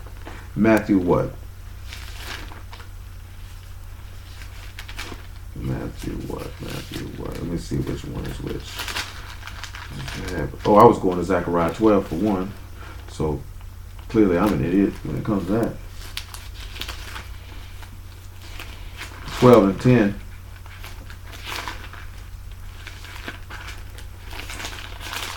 Just want everybody to consider, man. Just consider. Just consider. That's all. Just consider. Because I meant what I said beforehand. I haven't said it in a real long time. You got Yahushua with you wherever you go. But you got him on the outside of you and he needs to be on the inside. See, that's the dilemma. You got Bibles on your phone, you got Bibles in your hand, but you need him inside of you and not outside of you. Because when you do that, then you can see Elohim in everyone you come across. Not, oh, you want to look for the God in everybody, because that's a bunch of monkey crap. Because that man ain't in everybody. Because at that point you're saying the word is in everybody. And that's a lie. Because if you don't like to retain this man in your knowledge, he give you over to a reprobate mind. Because if you don't want to keep this man's word in your heart, he give you over to what you want to do. So if this man's word is in you, you would be able to identify a godly person in a heartbeat. Because of their character. It says a good tree can't bring forth corrupt fruit, and a corrupt tree can't bring forth good fruit. The tree is known by fruit. If the tree ain't going to produce no good fruit, cut it down and burn it. Cut it down and burn it. That's what he said. Ain't what I said. Zechariah 12 and 10.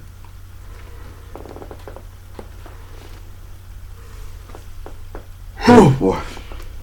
And I will pour upon the house of David and upon the inhabitants of Jerusalem the Ruach of Khan and of supplications, and they shall look upon me whom they have pierced.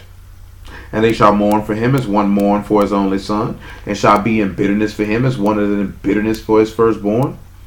And that day shall there be a great mourning in Jerusalem, as in the mourning of Hadrammenem in the valley of Megiddon. And the land shall mourn every family apart, the family of the house of David apart, and their wives apart, and the family of the house of Nathan apart, and their wives apart, and the family of the house of Levi apart, and their wives apart, and the families of Shimei apart, and their wives apart, and all the families that remain, every family apart, and their wives apart. There's a lot of people in the house of Levi. There's a lot of people in the house of David. Now, of course, we know when Mashiach died, it wasn't a multitude that couldn't be numbered, but they definitely gathered up to the ark to make sacrifice.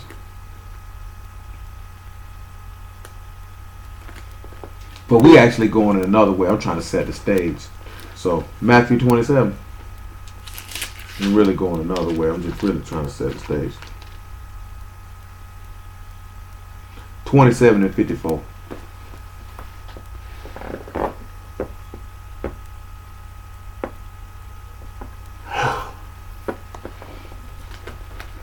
Now, when the centurion and they that were with him watching Yahushua saw the earthquake and those things that were done, they feared greatly, saying, Truly this was the son of Elohim. Many women were there, beholding afar off, which followed Yahushua from Galilee, ministering unto them, among which was Mary Magdalene, Mary the mother of James and Joses, and the mothers of Zebedee's children. Now, I mentioned how these women, just like you seen, that they were apart. But all these people were gathered in front of the Ark of the Covenant. Now, they were gathered together for a feast day in the 7th month and the 15th day of the month. But nevertheless, it's coinciding to show you a feast was going on. But also, we lead into another feast that's going on, because we're actually pushing to something down the line. So let's go ahead and get to that point where we were pushing down the line. Revelation 12 and 9. Maybe 8, but we'll see.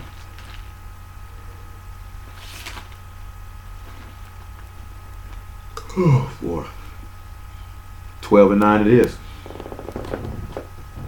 And there was a great serpent and the great serpent was cast out, that old serpent called the devil and Hashatan, which deceived the whole world. He was cast into the earth, and his Malachims were cast out with him. And I heard a loud voice saying in Shamahim, Now is come salvation and strength, and the kingdom of our Elohim and the power of his Mashiach. For the accuser of our brethren is cast down, which is sent them before our Elohim day and night. And they overcame him by the blood of the Lamb, and by the word of their testimony. And they loved not their lives unto death. Remember how we read in Luke 14, told you how you had to hate your own life also? But they said they were able to overcome the adversary by the blood of the Lamb. Why is that important? Because we see in 1 Kings chapter 8, the sacrificing the sheep and oxen. They couldn't be numbered for multitude. These men offered up their life because they found that the word of Elohim and Elohim was more precious than their own life. See, they thought about somebody else other than themselves. The same way that Yahushua thought about us and offered himself up. Because you know, he got strength. He got it from the Malachim. Remember, it's the strength of the head of the sacrifice which leads to life. There has to be something inside of you to keep you going in the midst of being. That's why Peter told you, don't be shocked at the fiery trial which come to try you, because the same things are happening to your brethren in the world. Which that's where your why come in at. Why do you think these men overcame him by the blood of the Lamb? Because who believes that Yahushua is the son of Elohim overcometh the world? This is our victory, even our faith. This is how you get the chip.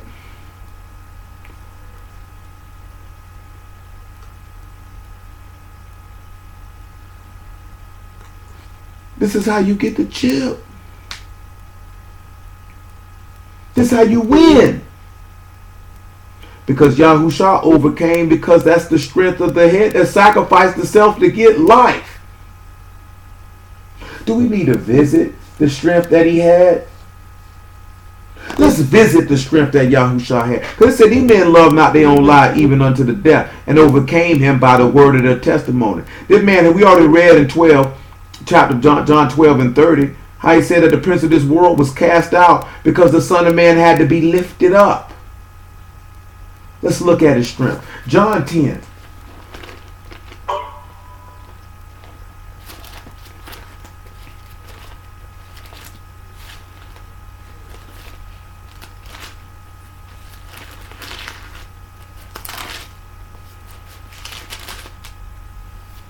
And 17.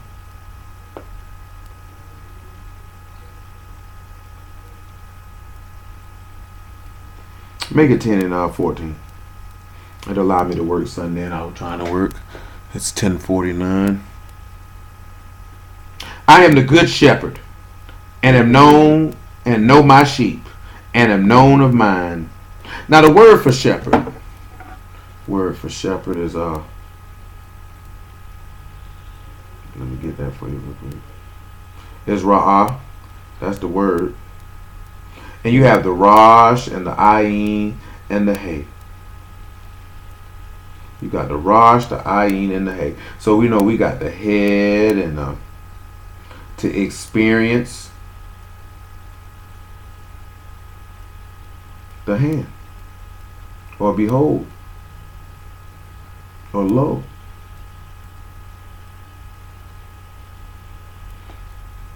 When you look at the shepherd is someone whom you can see with your eyes. And that's going to take me to something that we were looking at in Job chapter 5. So praise the Lamb. But let me finish this John 10 before we move over to that. As the Father know me, even so I know I the Father, and I lay down my life for the sheep. Other sheep I have which are not of this fold, them also must bring, and they shall hear my voice, and there shall be one fold and one shepherd. Therefore doth my Father love me, because I lay down my life, that I might take it again. Notice he said his Abba loves him because he laid his life down. Which takes you back to that it said Abraham, the statement of Abraham believed Elohim, and it counted to him, and righteousness was fulfilled because he was willing to lay the life of his son down. So there goes that sacrifice, the teaching of the sacrifice that separates. Because you have to be willing to do that. You can't love your own life. See, niggas love their life. Why you say you got to hate your own life also? You can't love your life. Not to get the ruach, not to be preserved. Because the shepherd is somebody you can see. It's the head that you can experience and behold. You can experience his leadership. You can experience his sacrifice by taking him on and putting him on. By the word of your testimony. How do you get that word of your testimony inside of you? Faith come by hearing, and hearing come by the word. That way you can be able to experience and see the head. Remember what he said in Ecclesiastes? Because the preacher was wise. And it was a word of a master of assemblies as nails fastened that come from one shepherd.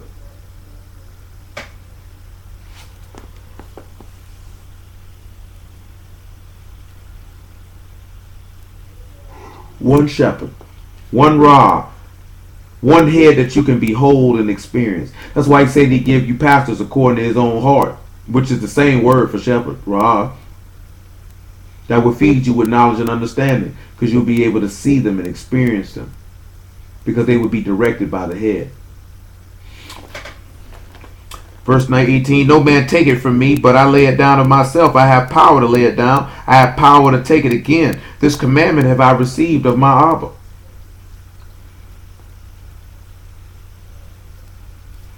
So remember, we talking about the Aaron with that ark.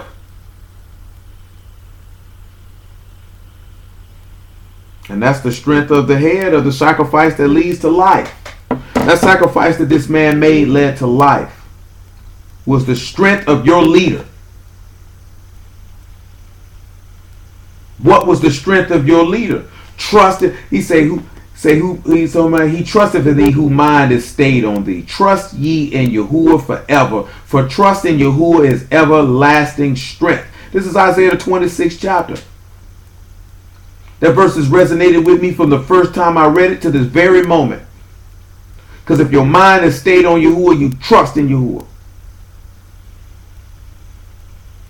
And trust in Yahuwah is everlasting strength. That is eternal strength. And that is the eternal strength of the head of the sacrifice that leads to life. Don't you know how much you got to trust Yahuwah in order to offer your life up for him? He said his father loved him because he laid his life down for the sheep. Because that was his strength. And then we have the word for strength, but I'm going to save that for tomorrow. because we still networking this shepherd in. Because we got places in the law to use for it. To go into it a little bit more in depth. Because the tables of stone thing is pretty much done, but we're going to transition, going to go out of order just a little bit, but we're going to transition to something else in that law as pertaining to that, and yet it still relates back to what we're talking about right now. So when you look at that ark, and the teaching of separation is in that ark, and then the only thing inside that ark is the strength of the head, that the ark is the strength of the head of the sacrifice that leads to life. And inside of it is the tables that is the teaching of the separated sacrifice. So the holder of the whole thing the man was teaching you to do was to deny yourself, to be selfless, to restrict. That's why one of the fruits of the Ruach is self-control. Because we say the law is spiritual, quoting Paul, but then don't see that the law is spiritual because the law is teaching you self-control.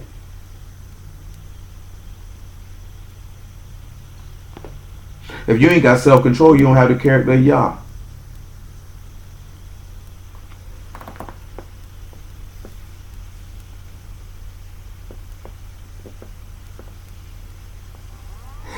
If you don't have self-control, you don't have the character of Yah. Plain and simple.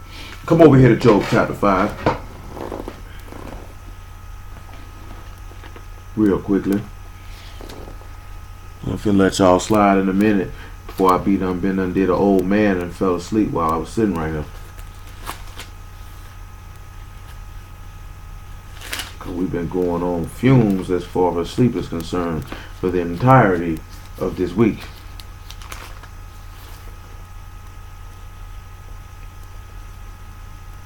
We're going to pick it up at Job 5 and 24. One of the verses that we talked about on Wednesday, but I'm just want to read it again. But we going to the bottom and the end of the chapter. Thou shalt know that thy tabernacle shall be in shalom. Thou shalt visit thy habitation and shall not sin. And you who are willing, we will revisit Zephaniah 3, of which we touched on Wednesday, because of this particular passage. Thou shalt know also that thy seed shall be great. Hold on. You'll know that your seed. Remember he said he'll prosper and he shall see his seed. Not seeds of many, but seeds of one. That seed being Mashiach, and thy offspring as the grass of the earth. This is what he said. Thou shalt come to thy grave in a full age, like as a shock of corn come in this season. Lo, this we have searched it, so it is, hear it, and know thou it for thy good. He said, we have searched it. So it is, hear it. So he said after we searched it, we determined it to be correct, and you need to know it for your benefit. Now those are powerful words. Now what can we sit back and think about? What passages of the word come to mind when you hear something of this nature? Because he just said, lo.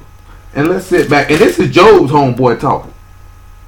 This is Eliphaz. Eliphaz said we searched it, and we seen it to be correct. And know it for our good.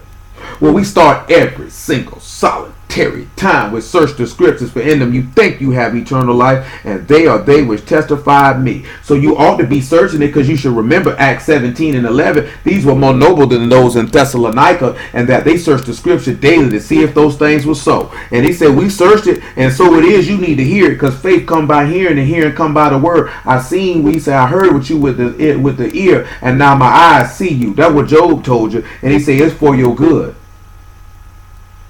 It's for your good. Yahushua was manifested for your good, because the Father did not send him in the world that the world might perish, but that the world might be saved through him. And how you going to be saved through him? Through the strength of the head of the sacrifice that leads to life. Because he said they overcame him by the blood of the Lamb and the word of their testimony, and didn't love their own life unto the death. Because Baruch is he that have part in the first resurrection, upon whom the second death have no power. There will be priests with Mashiach and Elohim and reign with him for 1,000 years.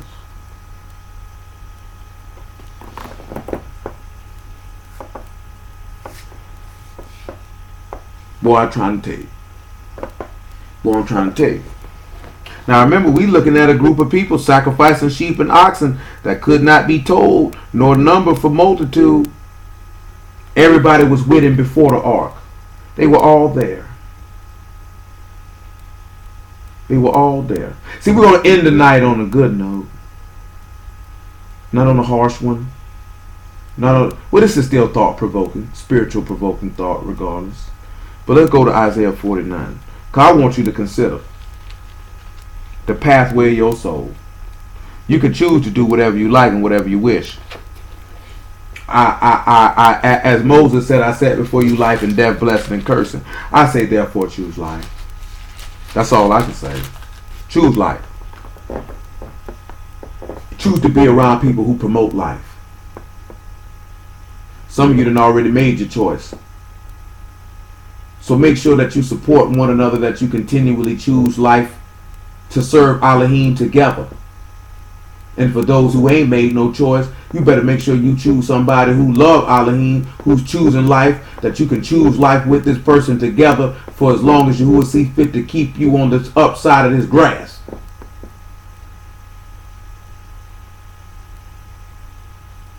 Because that's what you have to sit back and consider. If you're already joined, then y'all need to be provoking and motivating and pushing one another to serve Elohim in perfection. If you profess to both to believe the same thing and serve the same thing and desire the same thing, then there should be, especially the book tell you that a man's supposed to cherish and nurture and honor his wife as Mashiach did his wife. So that should be a given in any way. But there should be the pushing, provoking, and prodding for stronger service of your God. Because you could have just stayed in the world just to be married people and show up every Saturday. You could have stayed to go in the First Baptist Church or whatever for that case. That's just the first church that came to mind. I know ain't none of y'all went there.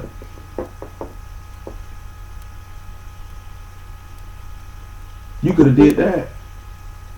You could have kept on going to, you know what I'm talking about? First Methodist and all this other stuff and all the names that niggas give and the Family Life Center and this, that, and the third. You could have stayed with that. Because it's quote unquote 2018 and the closing in to the end of our actual year. So if you ain't got no man, it don't make no sense around here. But you would rather be alone than marry a sinner. That's the dumbest thing in the history of mankind.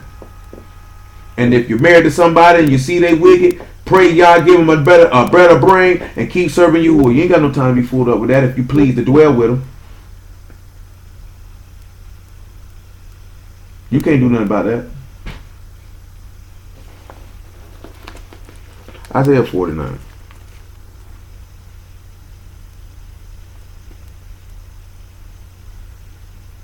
Yeah, you can't do nothing about that. Dang, where's your at?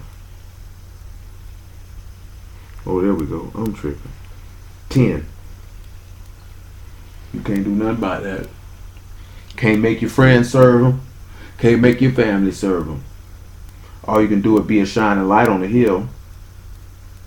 And those who with you, if iron sharpen iron, you need to sharpen it up then.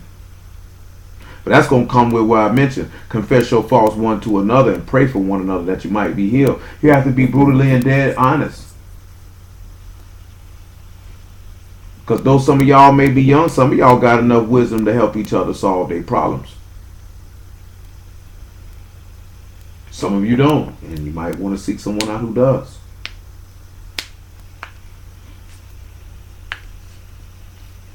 But if we talk about being saved, this is what got to be done. You know what I'm saying? If you want people to pray, if you want everybody to pray over you, open your mouth and say so. It's not a big deal to do that. You feeling sick? You want to be anointed with some oil? Open your mouth and say it. It's not a big deal to do that. It's really not. You know what I'm saying? It's really not. But you got to open your mouth though. That's what you got to do. If you want to be made perfect. Now, if you want to keep doing what you've been doing and going where you've been going, then shoot, stay with what you know. They shall not hunger nor thirst, neither shall the heat nor sun smite them. For he that hath mercy on them shall lead them, even by the springs of water shall he guide them. And I will make my mountain a highway, and my mountains a way. My highway shall be exalted. Behold, these shall come from far, and lo, these from the north, and from the west, and these from the land of Sinim. Sing, O Shamahim, and be joyful, O Arats, and break forth into singing, O mountains, for Yahuwah have comforted his people, and will have mercy upon his afflicted. Remember how we were talking about on Wednesday in Zephaniah, where this man sat back and said, he'll leave amongst you an afflicted and poor people, and they shall trust the name of Yahuwah. He said, blessed are those who are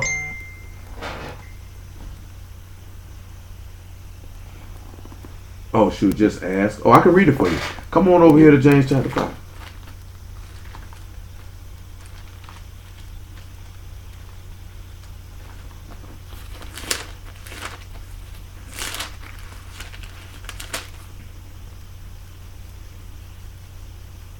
James 5 and 13. Is there any among you afflicted? Let him pray. So if anybody go, and how do we know this here? Because when Yahushua was afflicted, what did he do? He went and prayed. You're going through something, you're dealing with some tribulations, you're dealing with some adversity, pray. He says, is there any married? Let him sing a song. You feeling happy? Make a melody in your heart. Sing aloud. Who cares? Is there any sick among you? Let him call for the elders of the synagogue and let them pray over him, anointing him with oil in the name of Yahuwah.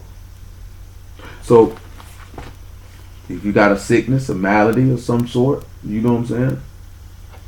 That's where I come in at.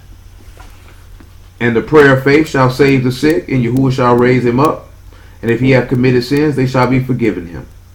Confess your faults one to another, and pray for one another, that you may be healed. The effectual, fervent prayer of a righteous man avail much.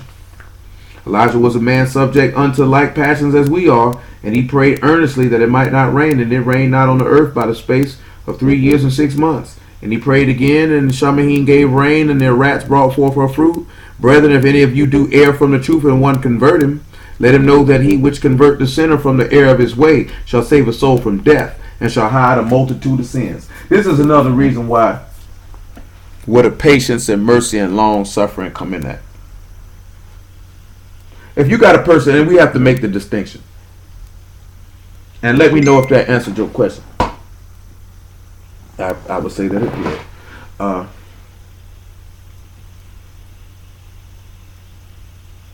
If it's somebody who's been serving you and they start going sideways, that's when you try to restore them in the fault that they in. You don't make excuses for what they're doing. You definitely let them know that this is not proper. But you're trying to come up with a way to find out why are you making the decision that you're making, so we can get to the root cause to come up with a solution to this problem, so that you no longer fall into this trap of negative behavior. If the individual continues to participate in negative behavior, that's when you have to separate yourself from them. Now, if a person has a continual pattern of disobedient, petulant, outright defiant service to Elohim, then you may not extend such a long season of mercy and compassion unto them. See, the thing that most people sit back and look at is if a nigga get out of pocket, that all a nigga want to do is point the finger at him and shun him. See, I've been accused of many things, but like I told you before, niggas done came and told me did all type of things, and you have to really have been getting it in really, really decent over an extended period of time for me to snap. Because 9 times out of 10, I'm not going to snap on you. Though we know that perception can be reality.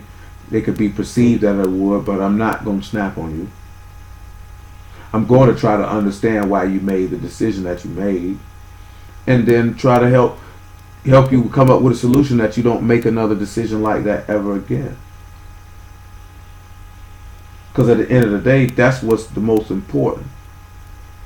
See, niggas say all type of stuff about me, but I have learned by practical application of the word of how to be merciful and long-suffering to people even when they wrong. Even when they done me wrong. Or done people who I care about wrong. Because see, you can do me wrong and I don't care. But if you disrespect somebody I love, I will want to separate your vertebrae from your body. Because 9 times out of 10, they don't mess with nobody no way. So why you messing with them? Nevertheless, Revelation chapter 7.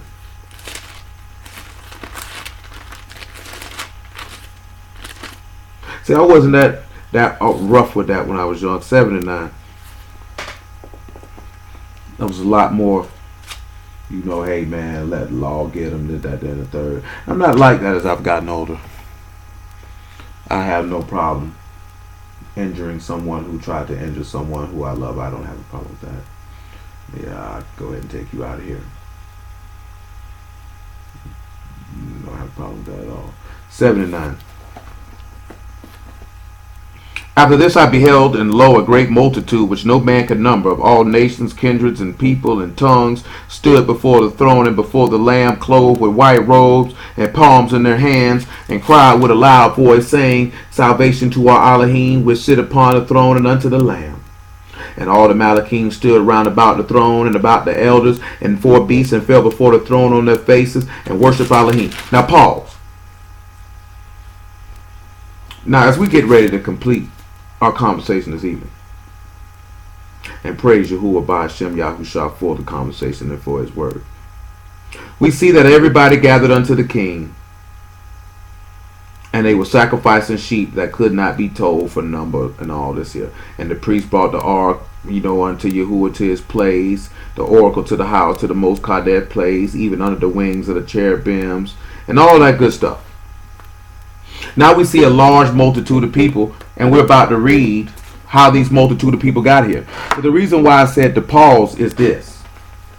Can any of you, and I hope that you could, I hope that you did it as you read it, as you heard it, that you could sit back and say that I'm one of those people who are standing before the Lamb with a white robe and palm in their hand. I'm one of those people who's crying with a loud voice, salvation to our Elohim which sit upon the throne and unto the Lamb. Because you must understand that John had a vision of this long before any of us were born. If Yahuwah be merciful, if it be his will, do you not realize he saw or heard one of us? Was it you? See, this is the type of stuff. Do you think about that when you read this type of stuff in the text? I wonder if that was me he saw. I'm going to make sure it is, though. That when it happens, that it can be confirmed that that was me he saw. That was me he heard. Because I was saying salvation to our Elohim and to the Lamb that sit upon a throne with a white robe and palms in your hand. You think it's just an idle vision? You ain't never considered that was you? And if you ain't considered if that was you, that means you ain't making arrangements to be there. Y'all knows I'm trying to make arrangements. I'm making arrangements to be there. That's one of the reasons too, right? And I felt like this before the word. About being punctual. About being on time. When you late, you going to miss Yahuwah when he get back here. I guarantee you that. Because you're not going to be ready for him when he returns. Because you're going to be late. You're going to be sleeping. He told you don't know what time he come back. He told you to watch, to be aware, and to be ready. In the English sense, we know it's something else in Hebrew. You have to think about that. Because I put a picture of that in that book up there for a reason. And he was just talking about in business. That if you can't be on time for business, he know you're not credible and you're not reliable. And he say every time he done went back on his word by doing business with somebody who was late, he always got burned. Because he say, I know you don't respect my time, you don't respect my money, you don't respect me.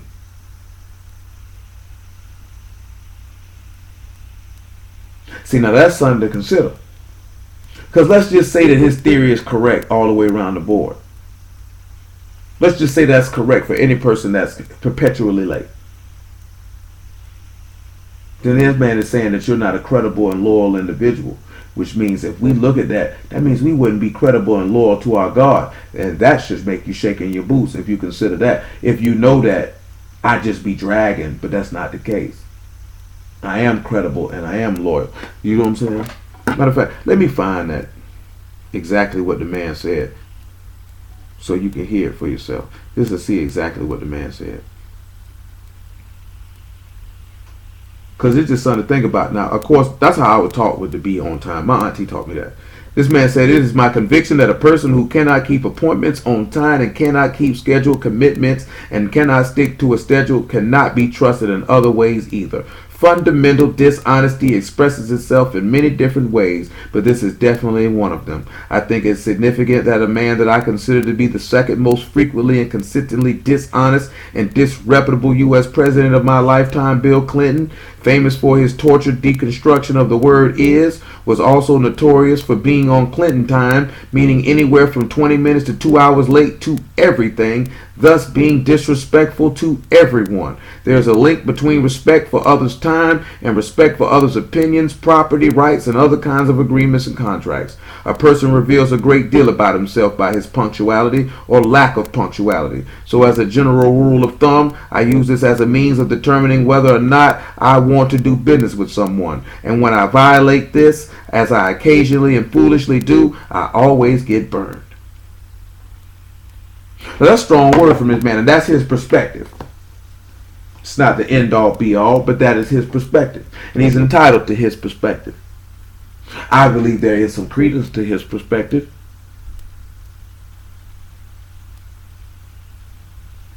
I won't necessarily go as far as saying someone is completely dishonest, but it shows that you might not be faithful. That much I can agree with. You want to make sure that you're faithful in all things. Because I mention this because you don't want to be late. Because I mentioned that the virgins were late. They were late. They didn't have no oil. They thought they could go get it at the last minute. They thought somebody was going to break bread with them.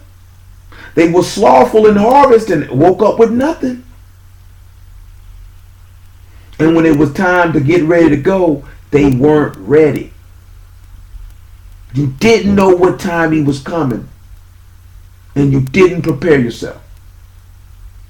So I said all of that to say this here. The punctuality is to have that sense of urgency. Sense of urgency is not rushing and speeding. It's to know I don't have all the time in the world. I don't have the next 5 minutes. I don't have the next 5 days.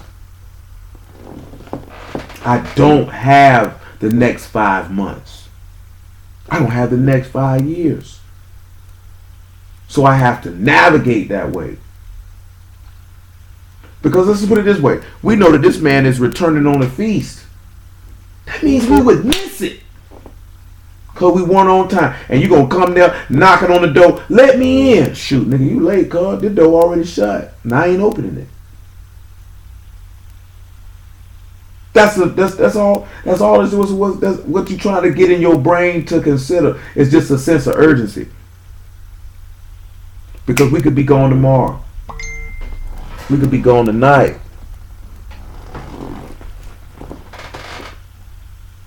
That's the reason why I always mention that and push that about punctuality.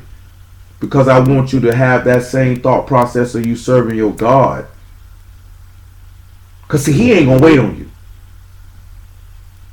That's the part you need to understand. That he's not going to wait for you. Because you're supposed to already been waiting for him. So he's not waiting for you. Because you were supposed to been waiting for him. You were supposed to be waiting for him. And then when he arrived, you think he's going to turn around and wait for you? So you had to told him you don't respect nothing he got going on. And that it's more about you than it is about him. No sir, no ma'am. No sir, no ma'am. You know what I'm saying? That there you can take it to, because the reason why I'm saying this is these people are standing there crying out, saying, "Salvation to our Elohim will sit upon a throne and unto the Lamb." They sitting here with white robes and palms in their hand. Why? Because they watched. Pause. Mark 13. Because they watched. I got a little bit of boosted energy off of that, so I keep on going. I ain't nodding out. I believe you me. I am ready to go to sleep like a very old man. And then we'll read Matthew 25. I didn't kill nothing before we finish this off. Mark 13 and 31. Shamahim and the rat shall pass away, but my word shall not pass away. But of that day and that hour no man know, not the Malachim which are in Shamahim, neither the Son, but Abba. Take ye heed, watch and pray, for you know not when the time is. For the Son of Man is as a man taking a far journey, who left his house, and gave authority to his servants, and to every man his work, and commanded the porter to watch. Watch ye therefore, for you know not when the master of the house come, at even, or at midnight, or at the cock crowing, or in the morning, lest coming suddenly he find you sleeping. And what I say unto you, I say unto all, watch. That means be ready. Not dragging, but be ready. Matthew 25 is to be ready. And that's all what being punctual is about. It's just being ready. It's your preparation. That's it. You know what set Tom Brady and set Peyton Manning and players like quarterbacks like themselves and Drew Brees apart from every other quarterback in the National Football League? Their preparation. It's just their preparation. Me and D just had this conversation the other day. A pitfall that we ran into business-wise was for no other reason than for lack of preparation, and that was it. Because lack of preparation is going to damper and hinder proper execution. When you properly prepare, you can properly execute. Because there's nothing that you have seen, that you can see, that you hadn't already studied for and was prepared for. Therefore, you have a contingency plan for anything you can come across because you prepared yourself for it before you began. That's it. Now, I can say for the instance that I just mentioned for us, it just came about because they came out the blue. We had set preparation for it, but how they came, we wasn't completing the preparation, and we should have went with what I said to do in the first place was to wait and finish the preparation and then do it. So I did it at the time as well. I take responsibility for that. But now when you're looking at your soul, you need to be prepared. That's all punctuality is about, is preparation. That's why I stress it. It's about preparation, because you took the steps and the time to prepare yourself to do what you needed to do to be where you needed to be. It's just about preparation. Matthew 25 and 1. Then shall the kingdom of Shamahim be likened unto 10 virgins which took their lamps and went forth to meet the bridegroom. And 5 of them were wise, and 5 were foolish. They that were foolish took the lamps, and took no oil with them. But the wise took oil in their vessels with their lamps. While the bridegroom tarried, they all slumbered and slept. And at midnight there was a cry made, Behold, the bridegroom come, go ye out to meet him. Then all those virgins arose and trimmed their lamps. And the foolish said unto the wise, Give us of your oil, for our lamps are gone out. But the wise answered it, saying, Not so, lest there be not enough for us and you. But go ye rather to them that sell, and buy for yourselves. And while they went to buy, the bridegroom came, and they that were ready went in with them to the marriage, and the door was shut. Afterwards came also the other virgins, saying, Master, Master, open unto us. But he answered and said, Truly I say unto you, I know you not. Watch therefore, for you know neither the day nor the hour wherein the Son of Man come. You notice he says those that were ready, because they were prepared. They were prepared. That's why they were able to be on time. The other virgins were not able to be on time because they were not prepared. They didn't take the steps to make themselves ready to be able to put on that white robe with palms in their hand and to cry out salvation to our Elohim which sit upon the throne and unto the Lamb. I just want you to be ready. Anything that I mentioned on a natural level is to prepare you spiritually so you can be ready. Because at the end of the day, if I die, I want to be able to know that I'll see your face again. In peace. In peace. Continuing back to Revelation chapter 7 and verse 12. Saying, Amen, Baruch and esteem and Kokmah and thanksgiving and honor and power and might be unto our Elohim forever and ever. Amen. And one of the elders answered, saying unto me, what are these which are arrayed in white robes, and whence came they? And I said unto him, Sir, thou know. He said to me, These are they which came out of great tribulation, which have washed their robes and made them white in the blood of the Lamb. If they sat back and they came out of great tribulation, they sacrificed themselves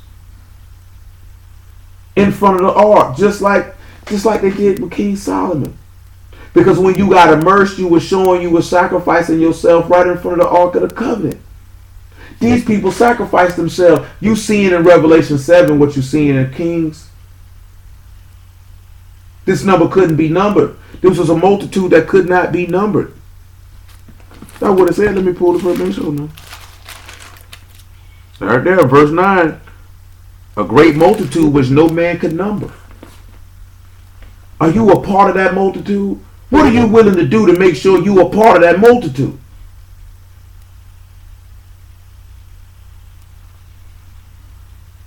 Therefore are they before the throne of Elohim, and serve him day and night in his temple, and he that sit on the throne shall dwell among them. They shall hunger no more, neither thirst any more, neither shall the sun light on them, nor any heat.